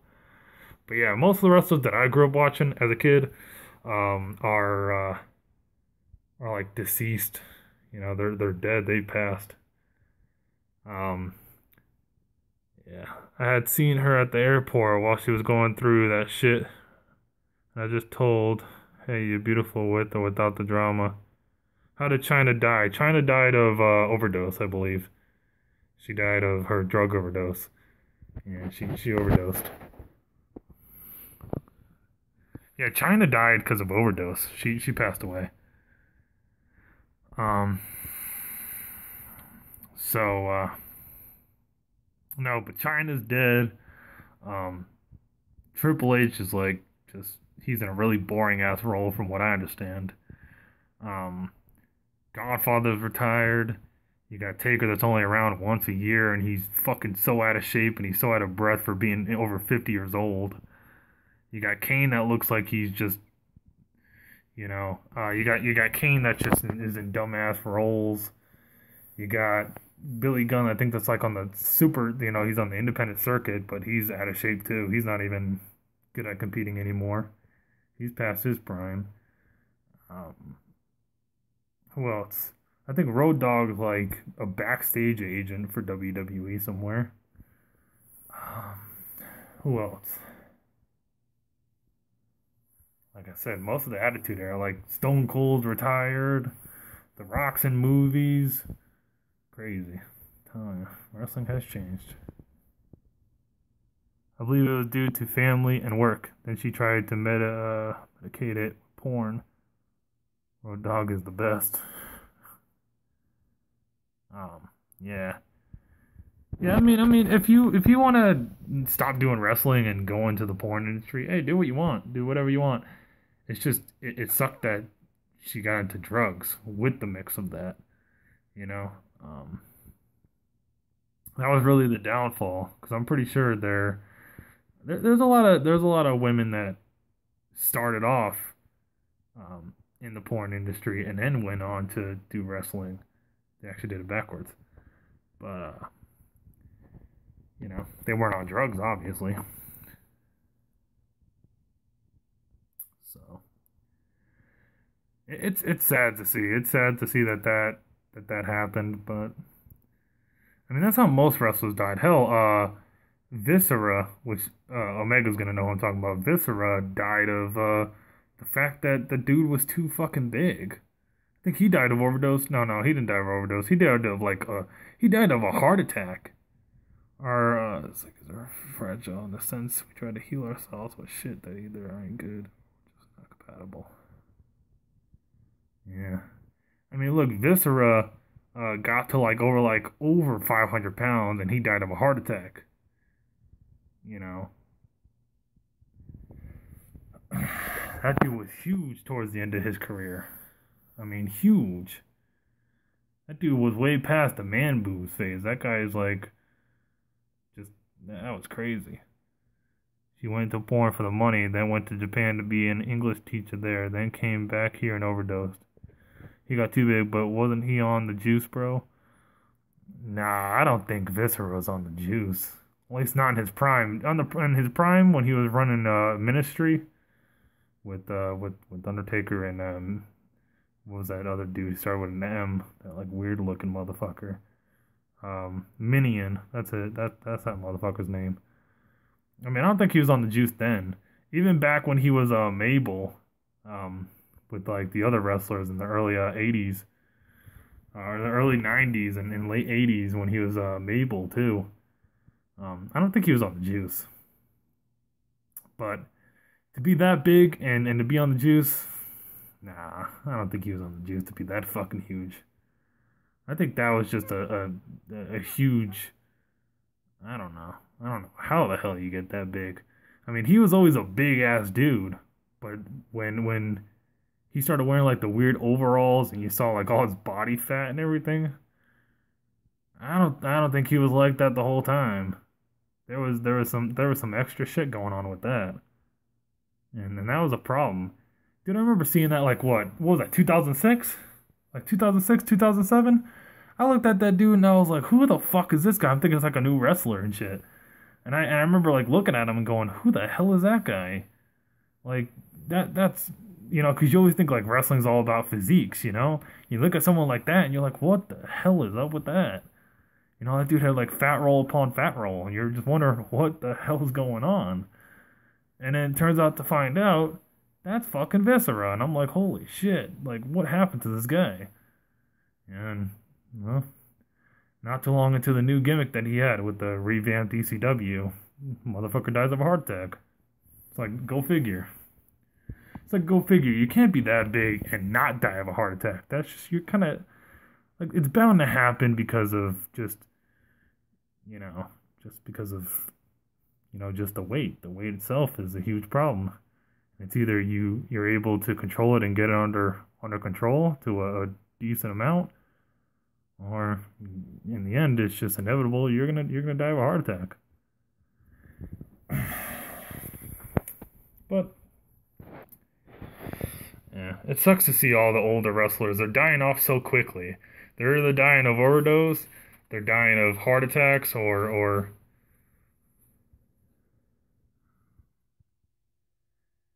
um.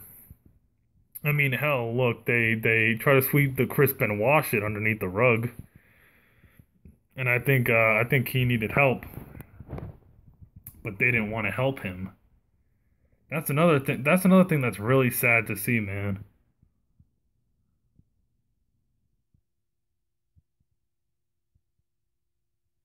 It's sad to see like they even like try to, like I said, they try to like sweep the crisp and wash it underneath the rug. Look, someone like Eddie Guerrero that is a very good wrestler. Someone like Eddie Guerrero that's a very good wrestler. Um, Back in the WCW days, very talented. Around like 2005, the dude was hitting the prime, like the pinnacle of his career. Someone like that was reaching really good success in 2005. It just went downfall because of, more or less, because he was on the juice. Now Eddie, you could tell he was on something because his physique was, what the hell? His physique was really good, but you could kind of tell Eddie had a little bit of more help with his physique.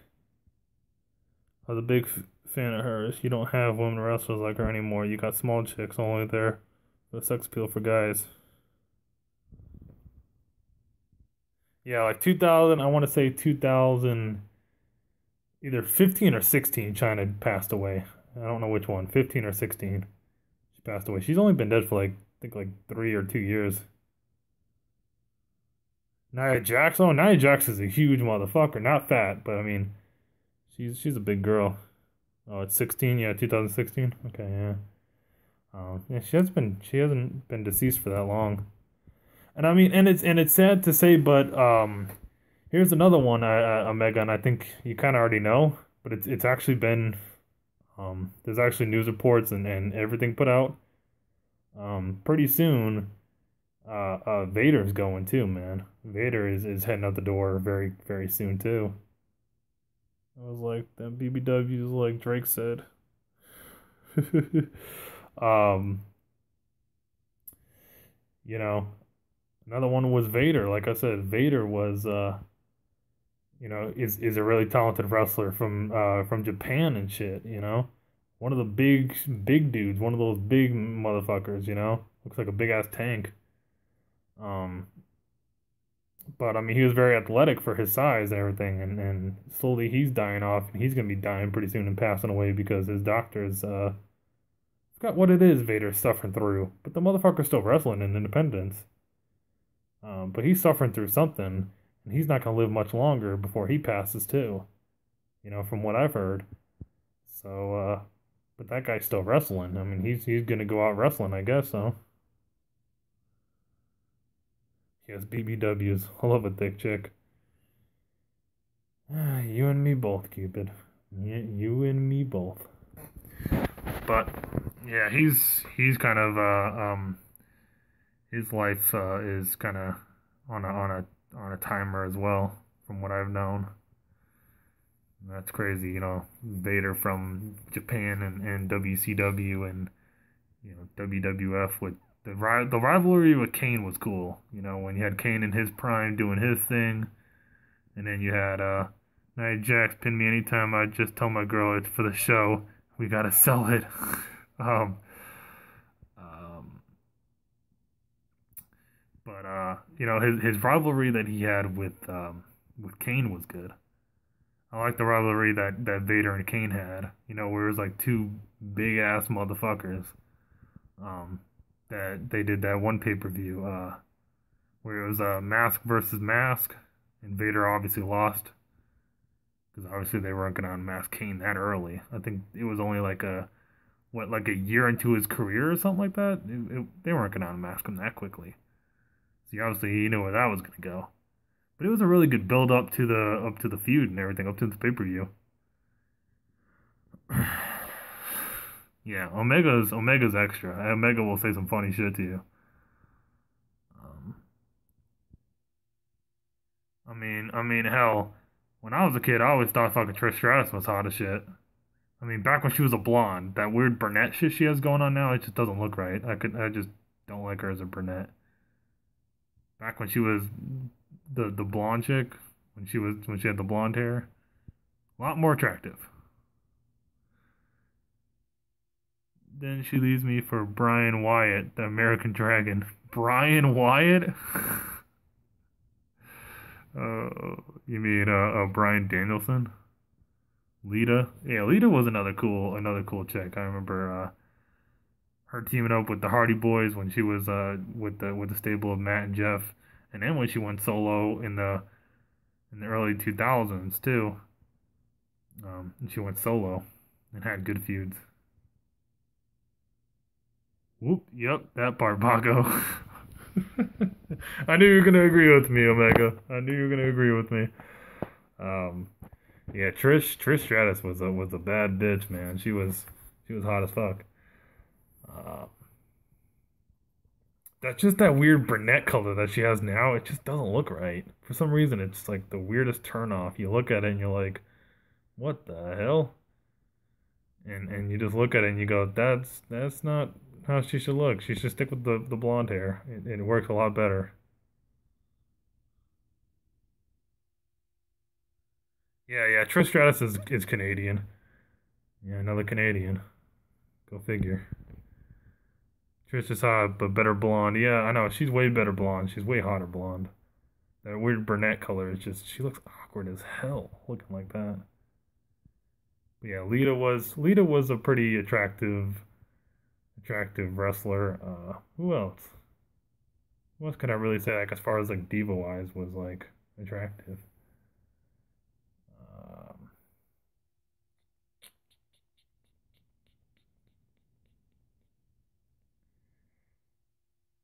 I mean, there was Candice Michelle, but Candice Michelle was like, I don't know. She was attractive for a little while, and then that whole like GoDaddy website shit that she was a part of. It was weird. It was weird. I didn't find her attractive too much after that. I love the dark hair better. Guess it's because I don't really care for blonde hair. um, yeah, I mean, my personal preference though, I think she worked a lot better as a blonde. How you feel about Asuka and Kenny Omega? They make a great team. Asuka and Kenny Omega. Yeah, I mean, could make a great team. Yeah, could be a great team. That's a pretty good team. Asuka's one violent bitch, man. Fuck stage wrestling. Fuck shit that's scripted. Asuka looks like the type of chick that literally would, kick your ass in real life. Asuka seemed like the type that really is, really is violent in real life. Yep, Asuka. Misha. I've seen her receiving an award, and she was brunette and pregnant. I still looked sexy. Yeah. Still talking about Trish Stratus? Yeah, I think we are. I don't know who we're talking about. I think it's Trish Stratus. But yeah, I always found her good looking. Out of probably all the divas, I think she's the only one that really stood out out of all of them. But then again, she was around the time that I was like watching the Faithfully Award. Stupid phone. If Asuka seems like how she would throw you into a pool after brunch. She seems like the type that seriously would like kick you in the face for no fucking apparent reason. That's what Asuka reminds me of. She reminds me of like a type of chick that seriously like for no apparent reason, she would just like kick you for no fucking apparent reason. She'd like sneak up behind you, like just kick the back of your leg. Make you like Charlie horse and shit.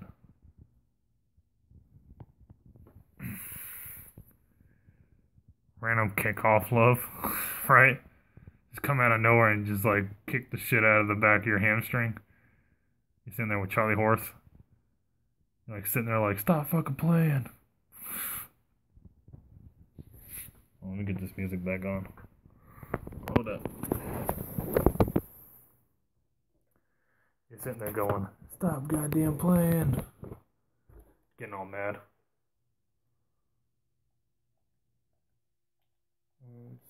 Yes. Wait, what am I doing? I'm typing that into the search bar.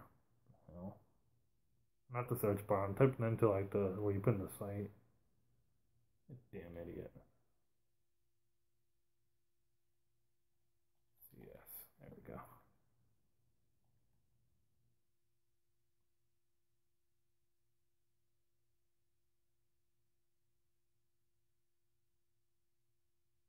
There we go.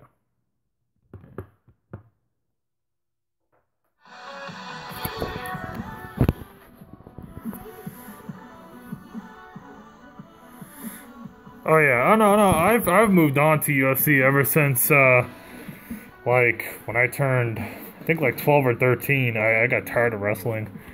I was just like, on to the next thing. And I like wrestling got old after like I turned 13. I was like, all right, time to move on to something else.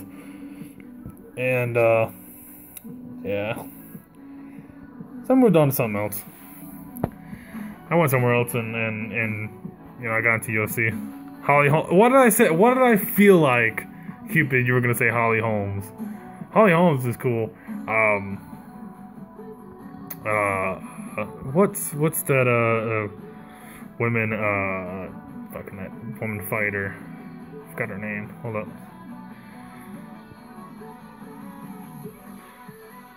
I'm trying to think.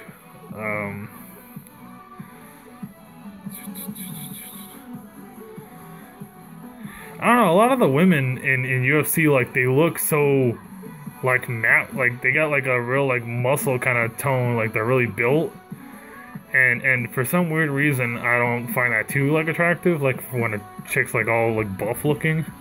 It's weird. You know, it's weird when you see, like, a chick that's, like, all buff looking, like, she's, like, all muscular and shit, you're like, what the fuck? Like Ronda Rousey is the good amount of like muscle, but she still has like a sex appeal to her. You get these chicks that look like men and they're all buff and shit, and they got like muscles, and their abs are like, they got like six packs and shit. It just looks crazy,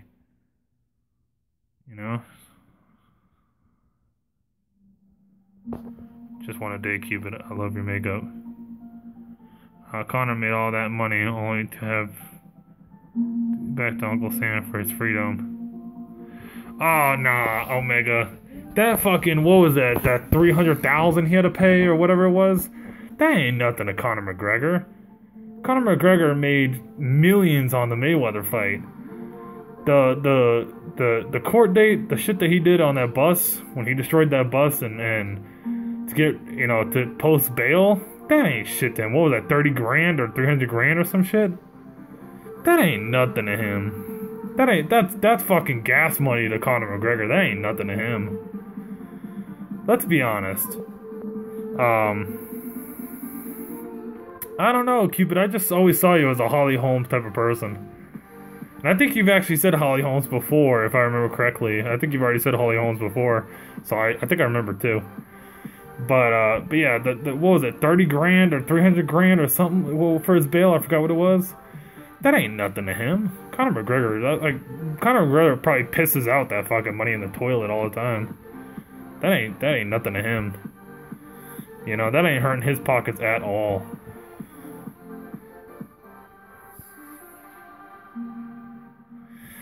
No, Omega, how I see it is his bail was what, 30 grand, 300 grand, right? And then you have all these UFC fighters that are saying they're gonna sue him.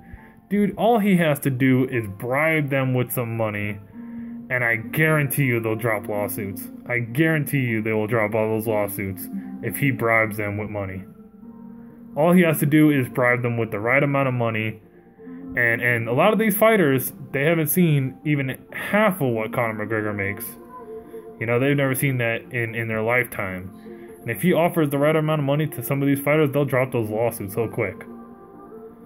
She hasn't been winning lately. Oh well, at least she doesn't give up. She fought Chris Cyborg last longer than any other female fighter. Oh yeah, she's really good. She's a really tough boxer. I like Holly Holm.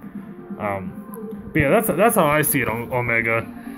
You know, the lawsuits with other fighters that are trying to file on him.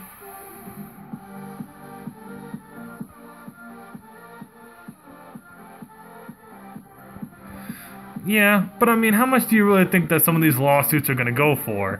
I mean, the only person that legitimately can probably get a good lump of sum from Conor McGregor is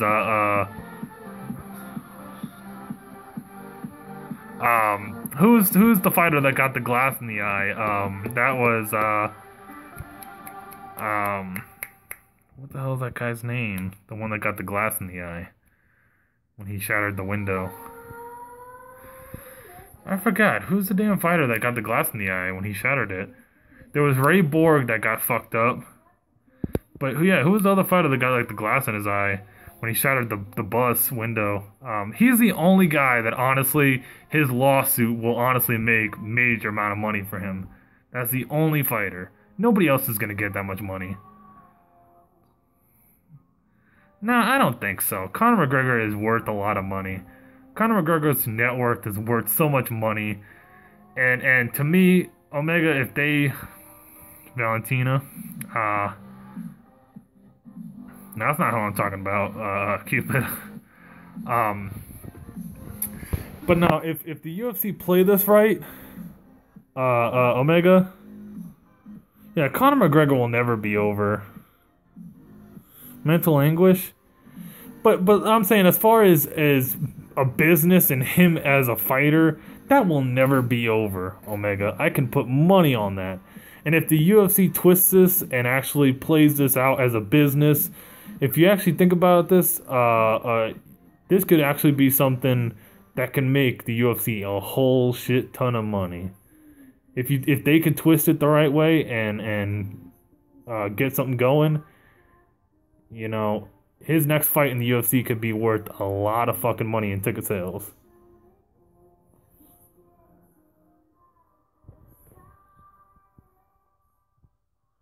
You know? Like the fight with him and Khabib that obviously is going to probably happen at some point. Dude, you know how much ticket like sales will go? You know how many people will buy to see that fight between Nurmagomedov and McGregor? That fucking, the UFC will make tons of fucking money off that fight. A shitload. Dana White doesn't, do you really think Dana White gives a shit about that? Nah, he don't give a shit about that bus. I know, it's all good, Caroline, yeah. It's all good. I'm like talking all fast, I'm saying names all fast and fucking them up and everything. It was all planned. I mean, no, I don't think it was planned. I think that happened on a short amount of notice. It wasn't planned or anything, but I don't think Dana White gives a fuck. Dana White is just acting like he cares. He don't care.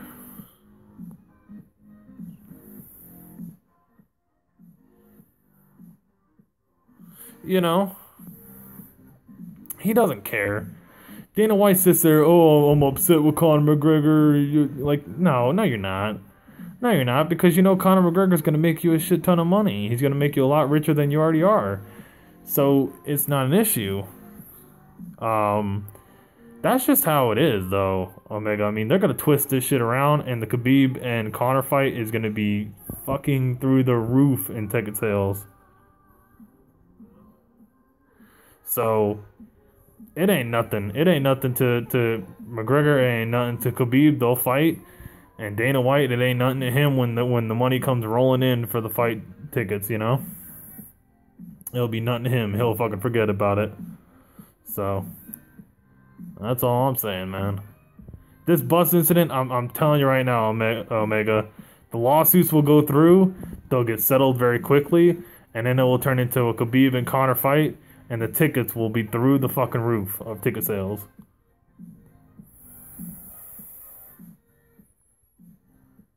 Yeah, I mean, the new owners may not like it. Oh, it's such a dumbass move from him, though.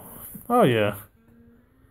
I mean, I'll be honest, though. If I had Conor McGregor money and I didn't like someone and I knew they were on a bus, shit, I'd probably do the same thing, honestly. My crazy ass, I'd probably throw some fucking shit through the window, too. Always, A-PACO streams. Mine is full of drama, just chilling here. Nah, you're good, Cupid. You know I always got love and respect for you. But if I had Conor McGregor money, he doesn't like him because Khabib went up to one of Conor's kind of like, not like prodigy fighters, but one of his fighters that he kind of is with and he trains with and he looks after.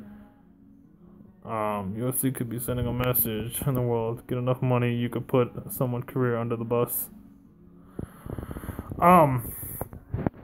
But yeah, Conor doesn't like Khabib because I guess one of Conor's fighters that's also from Ireland, I guess went on like a stream or went on an interview, and he basically said Khabib is a pussy, and he said it in Russian. So Khabib saw him backstage and went up to him, and they started speaking in Russian, and I guess he asked him in Russian, "You said that I'm a pussy," and the guy didn't say anything to him. And he was face to face with them, and I guess the guy pretty much backed down, and Khabib lightly tapped him on the face and walked away. You know, and you could tell the other dude was like petrified because now he just got called up on his shit. So I think Conor McGregor got a hold of that and didn't like it too much. So he made the UFC lose money. What Conor McGregor did? But not as much money as they're gonna gain. You know, in the world of business, Omega, you're gonna lose money regardless of anything. You know, you're gonna lose money through anything you do. But the money that, because I guess the fighter that Khabib tapped on the cheek is like one of Conor's like friends, like one of his friends as far as like they train together. Yeah, I know. Yeah, you'd probably, in a normal job, of course, you'd be fired. But when you have the status of Conor McGregor and you're a phenomenon in UFC, you're not going to get fucking fired. Nothing you can do really will get you fired because Dana White favors Conor McGregor in a lot of situations. The motherfucker has admitted he's a fan of Conor McGregor. So he ain't going to get fired. There's going to be no, like, permanent actions towards Conor. Look when Khabib and Tony were going to fight, when that was dragged on. So many people asked, are you going to strip the lightweight title from Conor McGregor? And he kept putting it off. I mean, they're going to be fighting for the belt. They're going to be fighting for the belt. But he would never straight out say, I am stripping Conor McGregor for the title. Why? Because he guards Conor McGregor. He's just that type of way. There's a lot of favoritism towards Conor. And you know why? Because this Dana White makes a lot of fucking money off Conor. What's going on, John? UFC has billions. Oh, UFC is a billion-dollar corporation. It's a billion-dollar name. Dana White is making so much damn money off that. But I'll put it to you like this, Omega. If you were a partial owner of a business that's worth billions of dollars, millions, billions of dollars, and one of your fighters that makes you probably the most money, we could say arguably the most money, caused destruction to a bus, but you could twist that around into making ticket sales go through the roof if you set up a fight with him and the person that he's going up against. Are you really going to be mad about that? Probably not. You're probably not going to be too mad about that because you're going to see a way to make this into a business and how to turn a personal issue into a profitable issue. You can never get rid of Conor. He's making a hefty amount of him. First thing of business, don't hurt the brand or merch. Who was in the bus? Oh, just a bunch of fighters from the press conference that day, you know. But, I mean, I'll speak for myself. Honestly, I can't speak for anybody else, but I'll speak for myself. If I was a partial owner of a company that's worth millions, billions of fucking dollars, and a fighter that is arguably is making me the most money, destroyed a fucking bus to get at a fighter, I would turn that shit around into a fight so that I can make damn ticket sales and I can get fucking rich. I hands down, I would do that. No questions asked. I would turn around and I would put them two together and get it on a pay-per-view, hype the shit out of that, put it on fucking TV, everything, hype up the fight as much as I can. Because I know the ticket sales are going to live up to the expectation of what I'm going to be paying to promote that fight and everything. Easily, I would turn that around into making money. You know, both those fighters, Conor will step in for the money that he's getting paid. Khabib will step in regardless, whatever the fuck he's getting paid. You set that up, you do promotion, and that will be way bigger than Khabib versus Tony. And people were excited for Khabib versus Tony before Tony fucked himself over by tripping over a goddamn wire like an idiot. That will be way bigger than Khabib versus Tony was. Way bigger. You know, that will be all over social media. That will be all over, you know, talked about on podcasts. That will be so hyped up. Hell, even advertising wouldn't even be necessary on TV. Leave it to people that do podcasts for MMA. There's plenty of podcasts that do MMA discussions. Leave it to them. Dude, they'll take that shit over and they'll do free advertising for you. You don't gotta do it. So,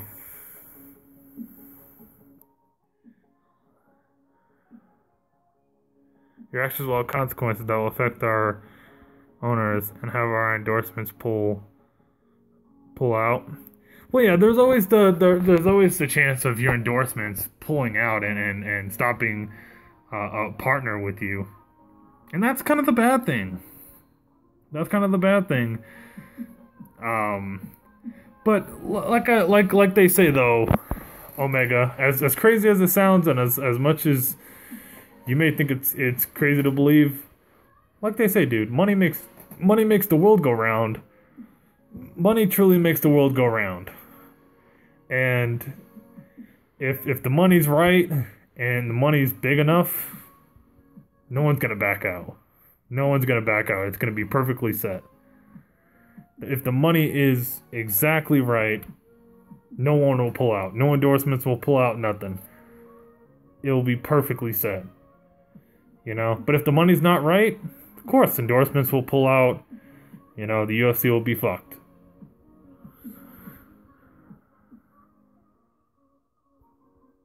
Rose Namajunas said she almost canceled her fight because of what happened with Conor. Yeah, that shit got a lot of people affected. I agree, Paco. It's like WWE creating chaos for financial gain, but that's eerily batshit crazy to me. Yeah. Am I tired? Nah, I'm not really tired. I'm good. It's just this fucking chair's uncomfortable as hell.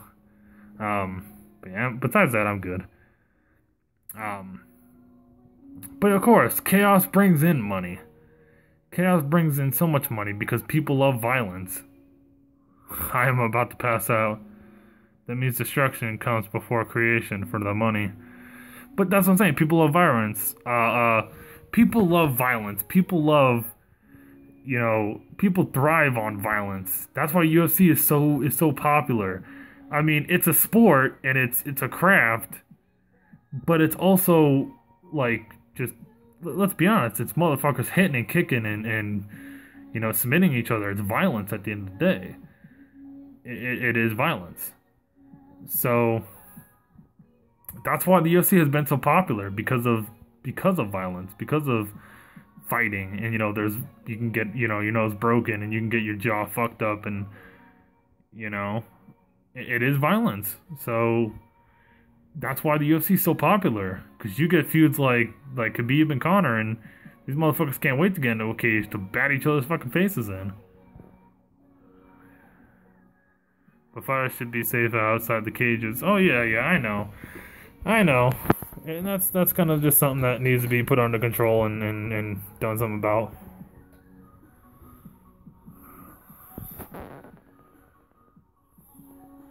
Yeah, we can play some Friday the 13th later. Because then Jason X is out, so we'll have to play some of that. I do need to play with Cupid on some Dead by Daylight as well. Because I keep telling him we're going to play some Dead by Daylight. So, I'm going to have to get together with Cupid and do that as well.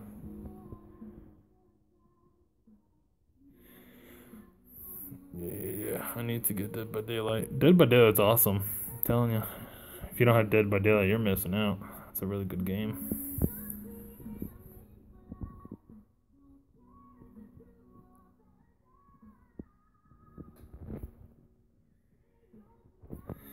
But yeah, that's the thing, Omega, is that I might buy it today and we play.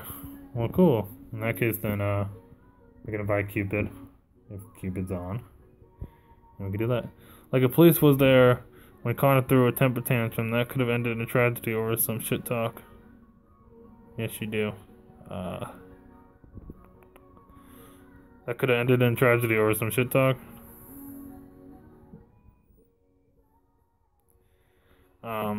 That could have ended in tragedy over some shit talk. Yeah, it could have. It could have. It truly could have. You know, that could have really ended very, very badly.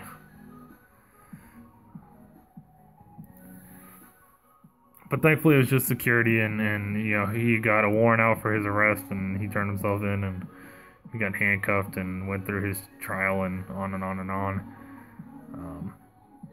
He paid his bond and that. Of course he has to appear in court, I think in May. Like middle of May, I believe. He has to appear back in court. So bear back, I want to see how much it is and how much I got.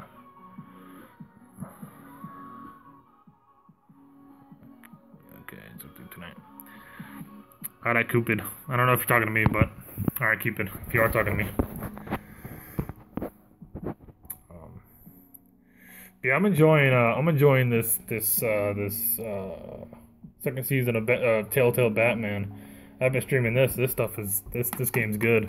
I played the first season of Telltale Batman, and that was really good.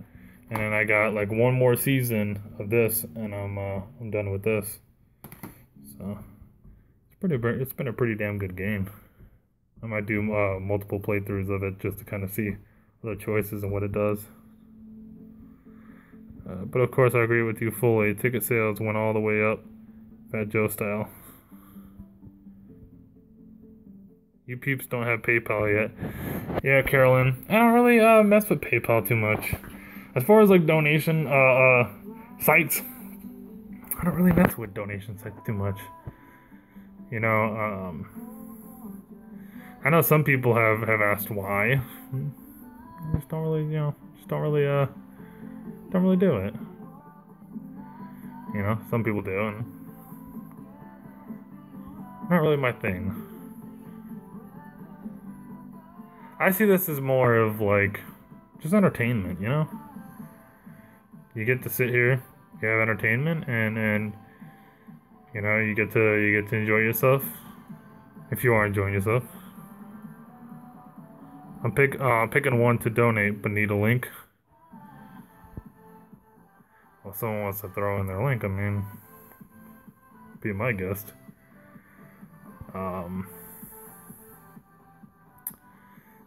But yeah, I've always seen this as free entertainment.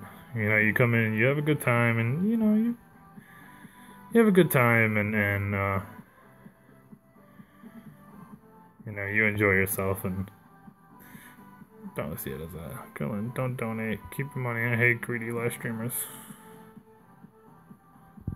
Yeah, I mean, I kind of take what Cupid says. I kind of second that in all this. That's why I don't. That's kind of why I don't have a donate link, because I don't really do the whole donation shit. You know, like I said, it's just not my thing. For other people, it's their thing, and that's cool. It's just never been my thing, really.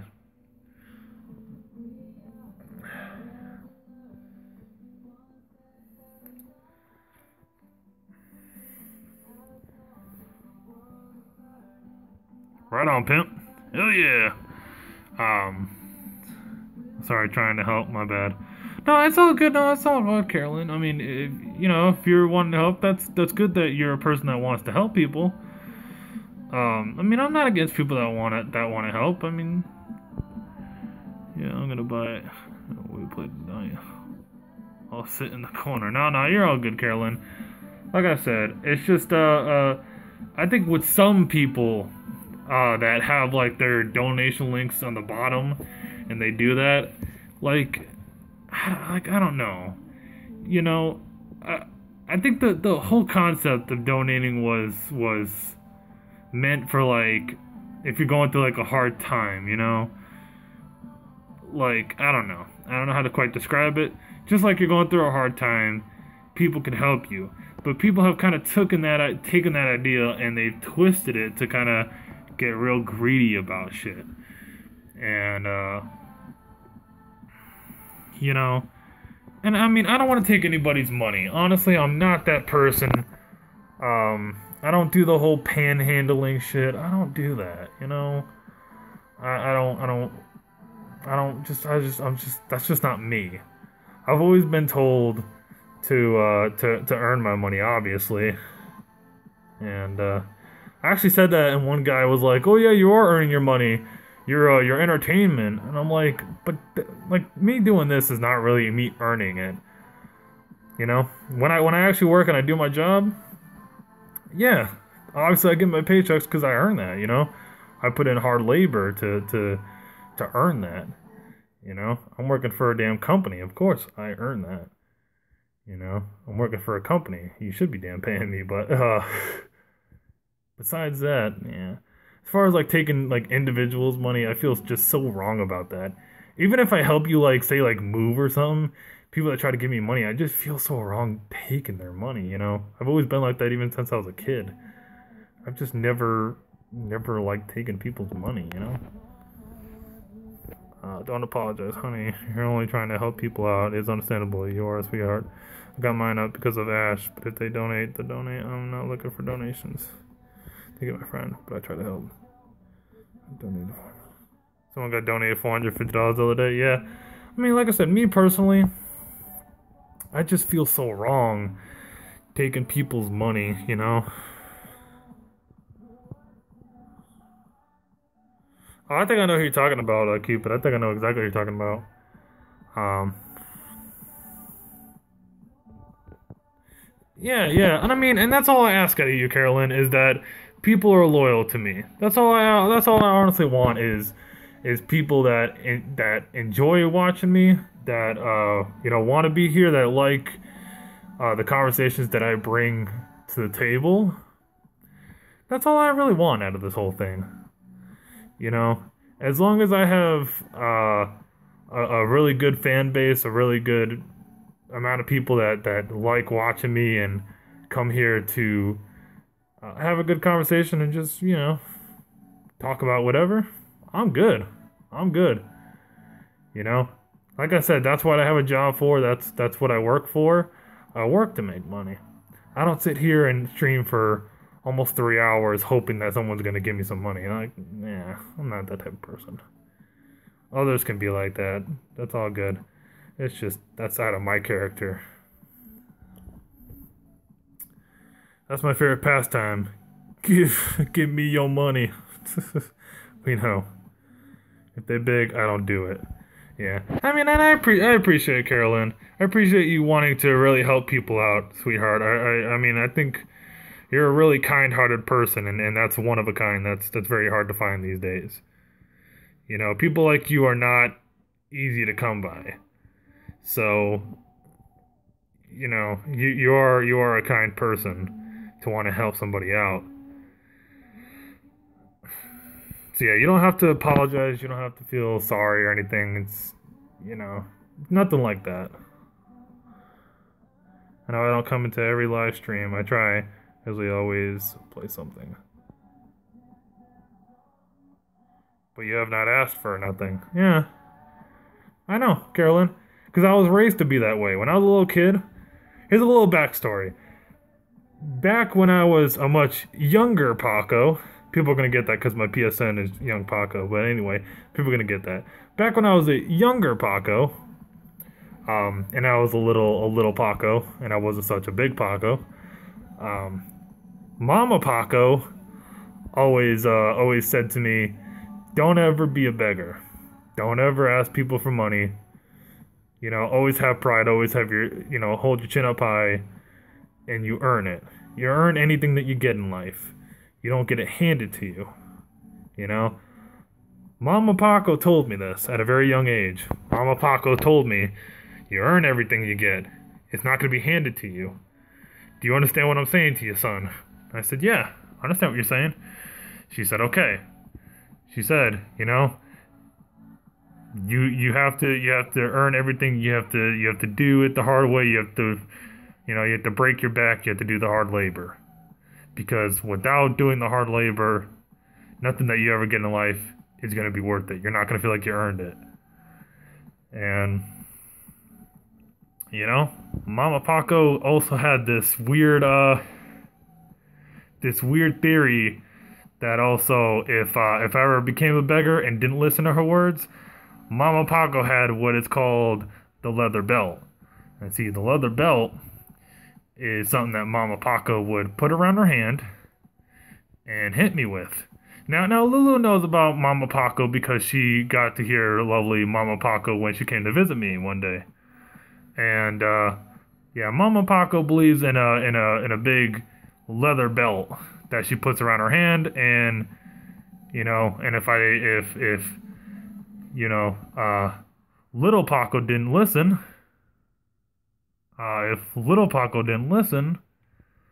little Paco got a big ass whooping. So little Paco understood what Mama Paco was saying to him. That may sound confusing for some of you, but that's a little story for you guys, so that now you understand. Point I'm making though, through all this confusion, you may be saying, what the hell are you talking about? I'll be honest with you guys, I don't know what the fuck I'm talking about either. I'm just talking. But the point of the whole story is that don't ever be a fucking beggar. Stop begging people for damn money. Go out, break your damn back, earn your shit, earn your keep, and trust me, you'll feel a lot fucking better. Your pride will still be intact. You won't feel like you're a piece of shit. That's all I'm saying.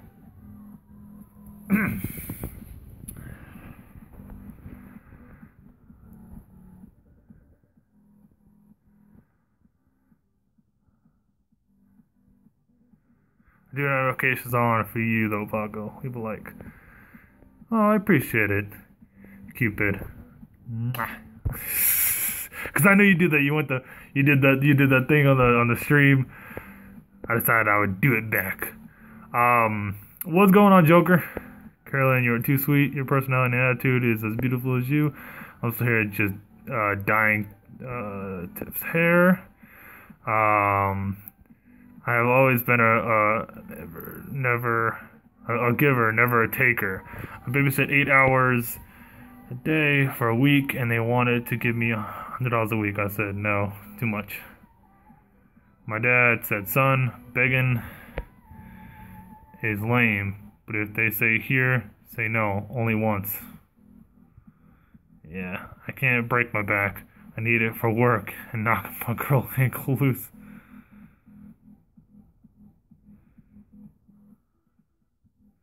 to make straight men cringe. Well, I think I just did it to kind of make straight men cringe as well. Even though I didn't really cringe because I kind of laughed more about it. But yeah, the point of that whole story was two things actually. Two things was Mama Paco didn't play, and stop being a damn beggar to all you people that are beggars. Stop fucking begging people for money. Get off your lazy ass and get yourself what's called a job, sir. Unless you know, for the right reasons, you can't get a job. But for all these motherfuckers that are just sitting around not doing anything, get yourself a motherfucking job, sir. Like, get yourself off your ass and go get a goddamn job. I get tired of these motherfuckers that are just sitting around for no goddamn reason. Like, get yourself a goddamn job. So, it's embarrassing. It's embarrassing. It's crazy. It's kind of embarrassing. It's kind of crazy too, because I've seen so many guys that like are home 24 hours a day, and their woman works, and they're just at home. Like they're enabled bodies. So they're not like disabled or anything. They're enabled bodies, but they're just home. You know? Like they don't have like kids to watch or anything. They're just home. And I always sit there and scratch my head going, what the hell? Like, you know, I was always just taught more or less to, you know, unless, like I said, you have kids or you're disabled, you know, have kids that you have to watch or you're disabled, what the hell are you home for? Like, it doesn't make any sense, you know? So, yeah. Yeah, it's the young kids that don't understand about hard labor. And I mean, like I said, I'm young, man. I'm fucking 23, right? I'm a 23-year-old man. And a lot of people go, "Damn, you're 23, you don't really act like you're 23." No, I act like I'm 13. Just kidding.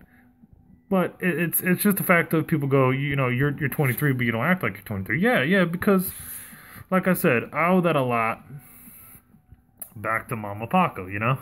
I owe that a lot to her because you know, she's the one that kind of instilled certain values in me. You know, she was the reason why I'm a lot more mature mentally, and I'm not like these, you know, these young motherfuckers like Carolyn was saying that are begging for money, or they basically ban you. I think that's some lame ass shit. I mean, I was just always like I said, I was instilled values in me from a very young age. I was always instilled values in me to really get my hustle on, you know. I had one young kid ask me for money. I didn't do it. Begging I'm broke, give me money. Who does that? Yeah, I mean, like I said, I was always told to get my hustle on, you know, to earn my money. So that's the only way that I know. That's the only way that I know to make money is to honestly earn it. None of it's gonna be handed, you know. And honestly, I don't know about anybody else, but I mean, I like working. I mean, I'm a person that, I don't know how these people stay at home that are enabled bodies that can work and they don't have like any reason to be at home. They're just at home because they want to be. I don't understand how they do it, because, you know, like, I could never do that, you know. I could never just like be stuck in my house 24/7. Like, I see some dudes that are just stuck in their house 24/7. They don't go out or anything. And I'm just sitting there going, what the hell? Like, how are you stuck in your house 24/7? Dude, I would go fucking mad if I was stuck in my place 24/7, you know? I would, like all my damn hair that's on my head right now would be ripped out if I was stuck in my house 24/7. So.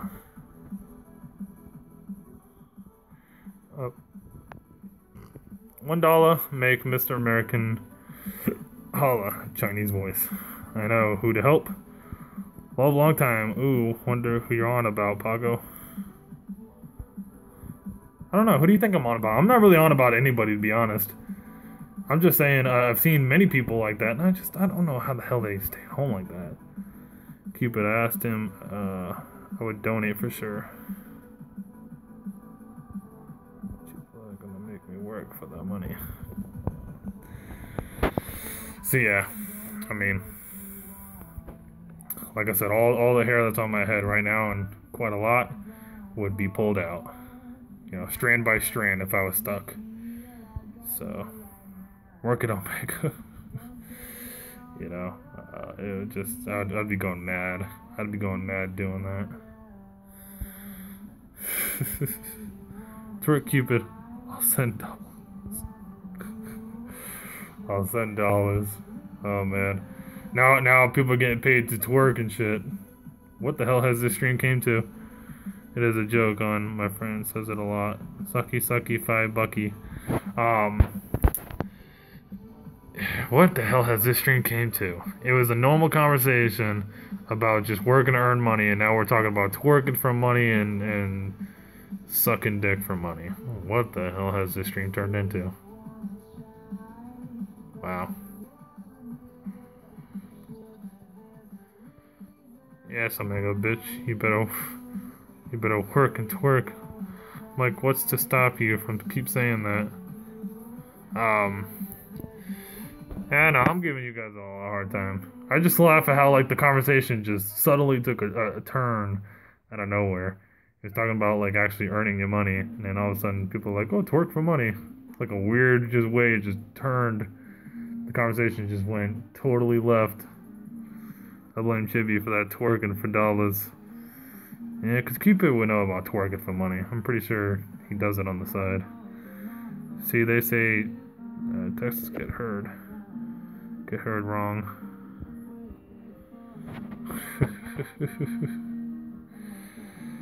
Yeah. Oops, sorry. I'm a bad influence.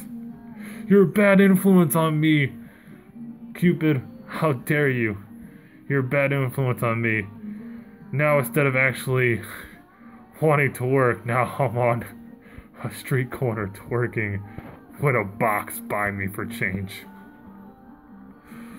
No, Cupid, didn't do it.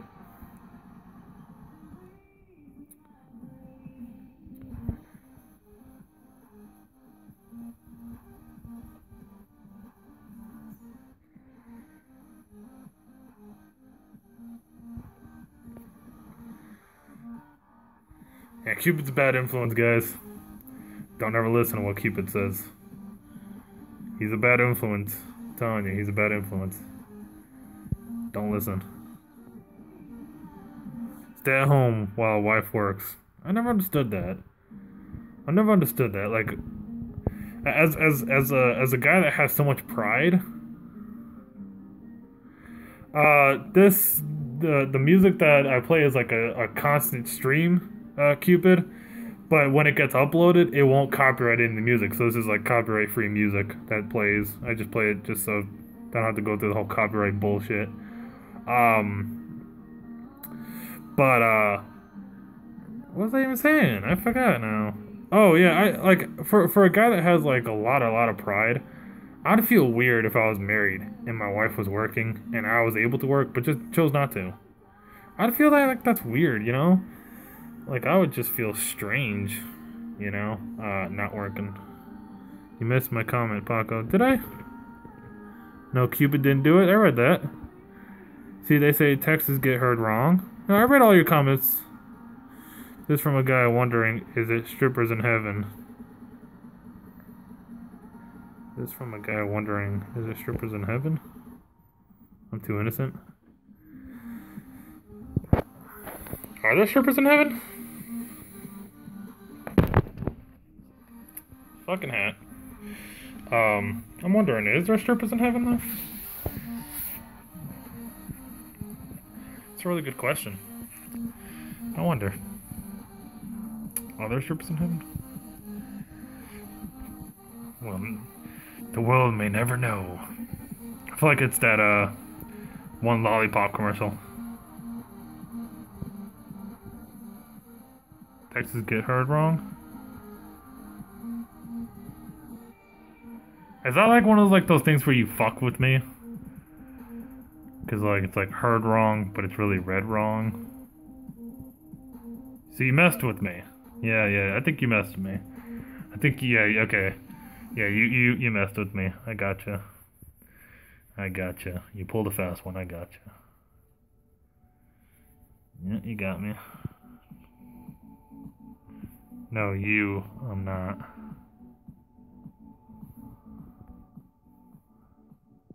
No, you. I'm not.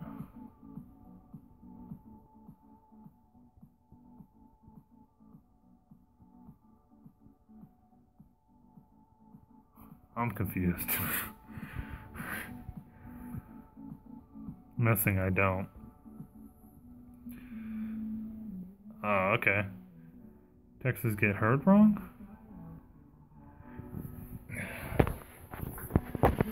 What do you mean by Texas get heard wrong, Carolyn? Pole dancing is a form of art. I love watching it on YouTube. A girl named Olga Koda has some good videos. Never heard of her. Is she like a professional pole dancer? Cupid?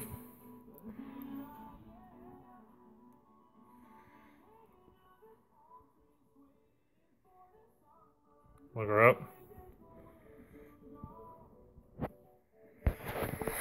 Alright, let's see who Cupid's talking about. Hold up.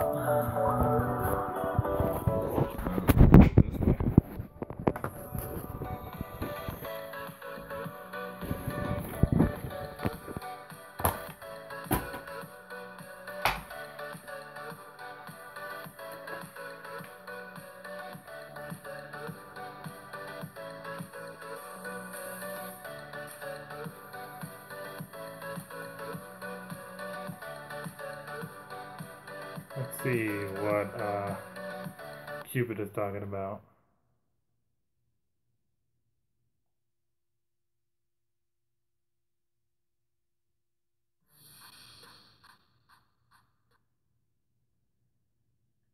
Hey, let's read. Hold on.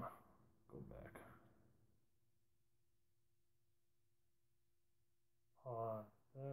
There's like a description, but I wanted to read that. Where the hell did it go? Maybe about? Is it? I love pole dance. I love dance. I love exotic pole dance.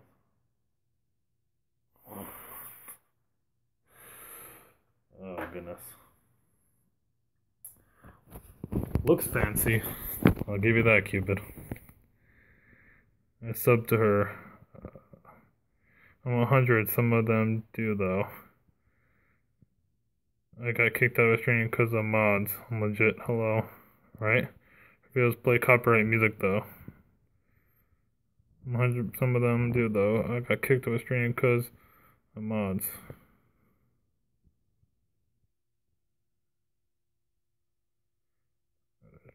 I only let one person mod my streams because I know people always like to ban random people. Can't trust many people. I had to unmod a few people. Yeah, can't, can't have too many mods because then shit gets out of control. Usually I put down that nobody takes action unless I say so.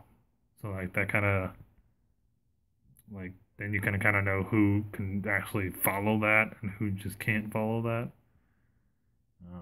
That's kind of just my certain rule when it comes to that. If I don't say anything, people shouldn't be timed out or people shouldn't be banned. So it's an easy rule to follow, and people, I mean, obviously you can see who could follow and who can't.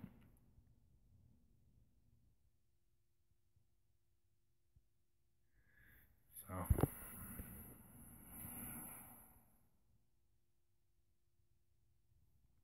pretty easy to follow.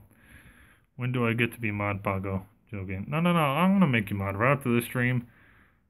Before I go and do the rest of my day. I'm gonna put you on the mod list. So by next stream, Cupid, you should have a wrench. I just started and used an app that copyrighted me, but monetized videos for their benefits. Yeah, that's why I just play the non-copyright music, so that way I don't have to go through all the getting hit with copyright and all that BS and all that crap. But yeah, Go through all that. Yeah, by next stream, Cupid, you'll have your wrench. Like I said, I'm gonna keep my word on that. Just like keeping my word on playing Dead by Daylight with you. I'm gonna keep my word on that too, and play. I'll make you a mod in mine as well, Paco, if you want. I mean, that's your choice. It's your stream. Wasn't my fault. Oops. Yeah. No, you're all good, Carolyn. No worries. You are all good, Carolyn. No worries.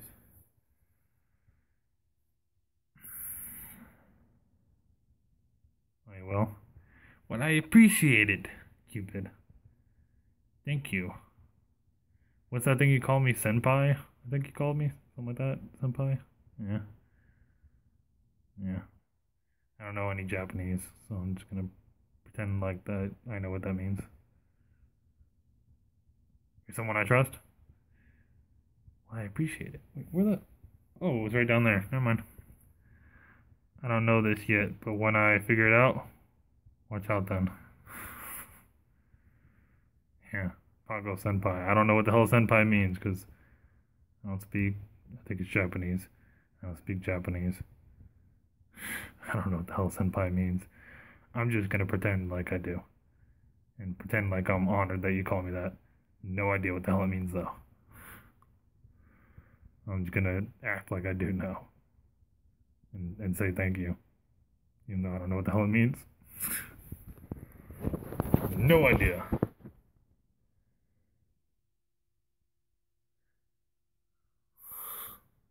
Yes, Pago, you are my senpai. We'll play uncopyright music. Yeah, it's usually easy to go about doing it that way, Carolyn.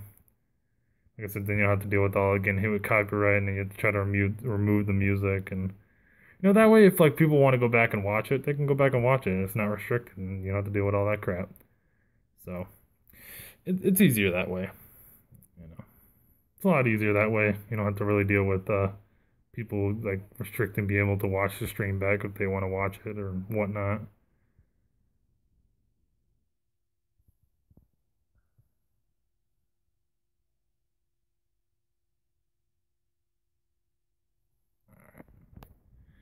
That stream on cam as well. Didn't get rid of my video. I was happy about that.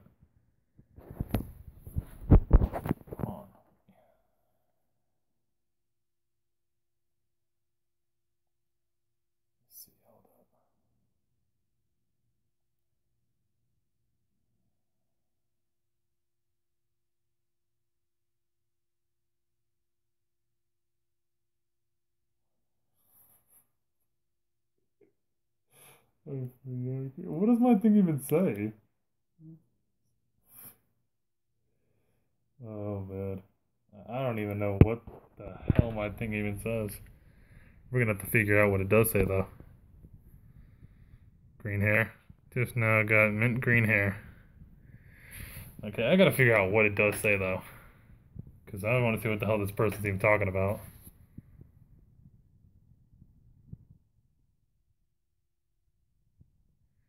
Yeah, and if I do, I don't show myself on YouTube if you don't care. Did her hair yet? Trying her to wash, I'll die. If school's okay, I'll do it real. I'm not too sure if school will be okay with green hair, but never know.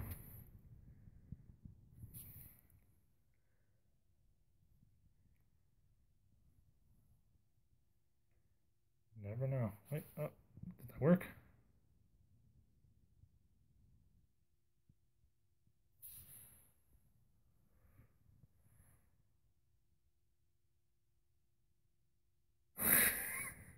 Oh, that's what my about me says. I forgot I even wrote that. Fair enough. I literally had you guys, because obviously I'm playing all my stuff on my PS4. That's right in front of me. And I had a message from like 3 hours ago. When I looked at it, the person wrote, "You should get that message, Pago. You don't, and I'm not at all. You should get that message, Paco. You don't, and I'm not at all."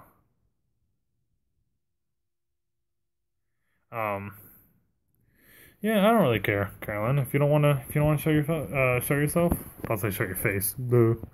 If you don't want to show yourself, you don't have to. You know, it's your choice. But I had this person that wrote me, because I'm playing all my music from my PS4, and I had this person write me a personal message. When I looked at it, I don't know if this might be someone in the stream. If it is, please do correct me. Um, Obviously, I'm not gonna put like their PSN out there, but Paco got it too. Oh, awesome! I love green hair. I don't know if this is, I don't know, like I said, if this is someone in the stream. If it is, I won't put out your PSN, but I'm just going to say what the message said, which is hilarious. Person wrote, um, person wrote to me, they said, thanks for, thanks for accepting my friend request. By the way, love your about me. Me too. And they put like a smiling face. I thought that shit was funny because I don't even know what the hell my about me said until I just read it right now. Now I kind of understand what the hell they're talking about. Just do it on Brave for now. Like I said, don't know if that's someone in the stream. If it is, like I said, I'm not gonna put out your PSN or anything. I'm not gonna like throw your PSN out there. Your PSN will stay my secret, so you won't have to get thrown out there. I don't do that to people. I'm not like, oh, check out this PSN. I'll just say what you said, but you know, anything funny that you may say, I'll say what you said back. Which is funny, because I thought that was funny, because I don't even know what the hell my about me even said. I just got this like random friend request this morning, and I was like, alright, I added it, and the person's like, oh, thanks for accepting my friend request. By the way, you're about me. Yeah, me too. Like, okay. I was like, what the hell does my about me even say? And I realized what the hell they're talking about. Oh, okay, you too. Gotcha. Gotcha. Just an ombre for now. Like I said, Lulu, it's funny that your daughter likes me more than you do. A little crazy. Ombre is cute. My 17-year-old niece does pink ombre in her hair. It's awesome. I have a lot of friends, but I don't go all out like that. No disrespect to anyone. I have kids and people that diss me. Oh, okay, yeah, I got you. I just thought that was funny that that person wrote me that. I don't know who the hell they are. I don't know if they like watch my streams or what the deal is. They have to watch my streams because just I don't know where to add me like that. It's a little strange, but I thought it was funny that they said that. So if that is someone that does watch my streams and you're watching, that was funny. That was pretty funny. Tip 7 going on 17. Not on YouTube, just in life. Yeah, I got you, Caroline. All good, all good.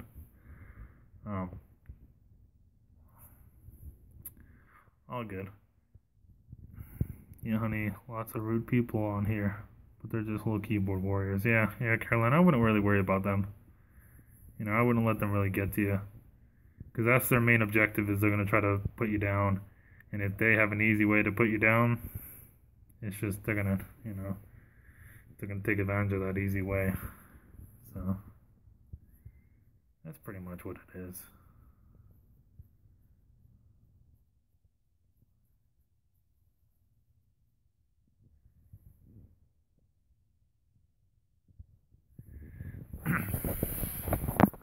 So yeah, Caroline, if you're gonna stream, like I said, do whatever you feel comfortable doing. If you don't want to show yourself, no one's saying you have to.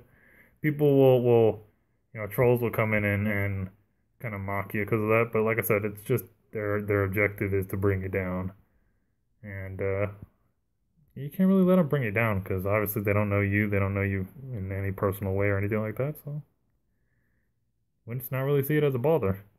I'm a positive person, but when you tick me off, can be mean. Hell yeah, if you want to fire back and say some shit, go ahead. That's always entertaining when you see people just say stuff back. Like, I always laugh when Cupid says stuff back to people that say comments to him. I always get a good laugh at the response that Cupid gives back. You know, that's always funny. I've been pretty lucky with my streams. Yeah, Lulu, I'm gonna get a bunch of trolls just to like go all over your fucking stream. Never take someone's kindness for weakness. Nep on the stream mocked me. I wasn't happy. I'm probably a troll with the name Nightbot. It's probably a troll with the name Nightbot. Because normal Nightbot's not gonna really mock you. It's probably just a troll with that name. Tiff don't like you. Yeah, Tiff, your daughter thinks I'm awesome. And I know your daughter's sitting there going, yeah, Paco is cool. I can't do the fucking British accent. But Paco is cool. Your daughter's fucking awesome. I'm telling you.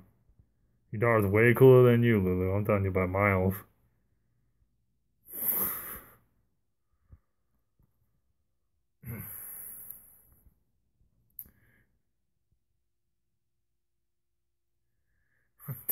I like the one day you're like, yeah, Tiff doesn't like you. And she was like, who, Paco? Yeah, no, Paco is cool. That stick up for me. I don't take nothing. A Nightbot is someone the streamers know.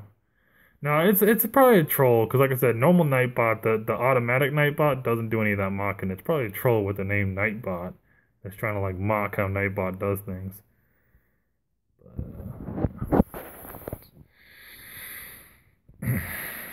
What time is it? What, 7? It is 7. Alright, well, I'm probably gonna head off here, you guys. We went over 3 hours. Yeah. So I'm probably gonna head off on here. I think we will cut it off at the 3 hour and a half mark. Channel added it, so I know. Yeah, okay, so yeah, it's probably a fucking troll. I have a stalker that is making over 20 accounts to dislike my streams and trolling them. Crazy. The lengths that some trolls will actually go to actually, make you stop streaming. When you actually said that though, Cupid, I thought you were like done streaming, like you weren't gonna stream no more. So I thought you were like completely and utterly just done. You weren't gonna do it no more.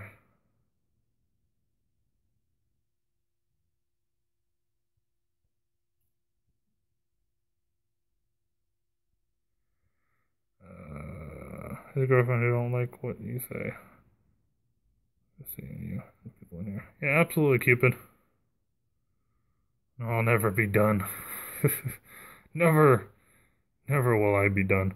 Well, I'll do it to the 3 hour and 3.5 hour mark, and at the end, then we're going. See you, Cupid. Hope to play with you later. So we'll just kind of do the 2 minutes. We'll get to 3.5 hours, and then we'll cut it off, and that'll be reasonable. Since we're almost there. So we'll stay on for like 2 more minutes, and then we will do the sayonara, and we will get on out of here. So I gotta get a couple of shit done before I can sit down and play and enjoy myself, enjoy the rest of my day. It's really morning time though. Nope, she's saying Paco. Yeah, Right, right. After the stream is done, Lulu, you can jump in a party chat and I'll listen to your daughter, and your daughter can actually say, "No, Paco is cool." And then I can laugh at you again. Yeah, yeah, they're trolls. They're trolls, Carolyn. I wouldn't worry too much about them. All right, Cupid, take it easy, sweetheart. Um, but yeah, I wouldn't worry too much about them, Carolyn. Like I said, they're fucking hating ass bitches. I wouldn't worry too much about them. Like I said, if their objective is to make you feel like shit, and if they sense that they're making you feel like crap, they're just gonna keep piling on. The minute that you show them that they can't get to you and that they're not getting to you, you know, they're more or less just gonna stop. Message me, Paco. Message you. Deal. Right after the stream goes off. Deal. You better not set up your daughter to say some shit. I'm telling you. Paco is cool. Then I can laugh at your ass.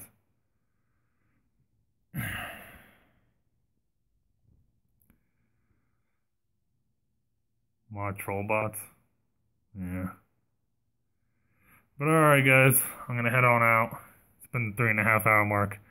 It's been a good stream, you guys. Thank you to everybody that made it awesome. Appreciate you guys. Take it easy. But I'm out. Peace.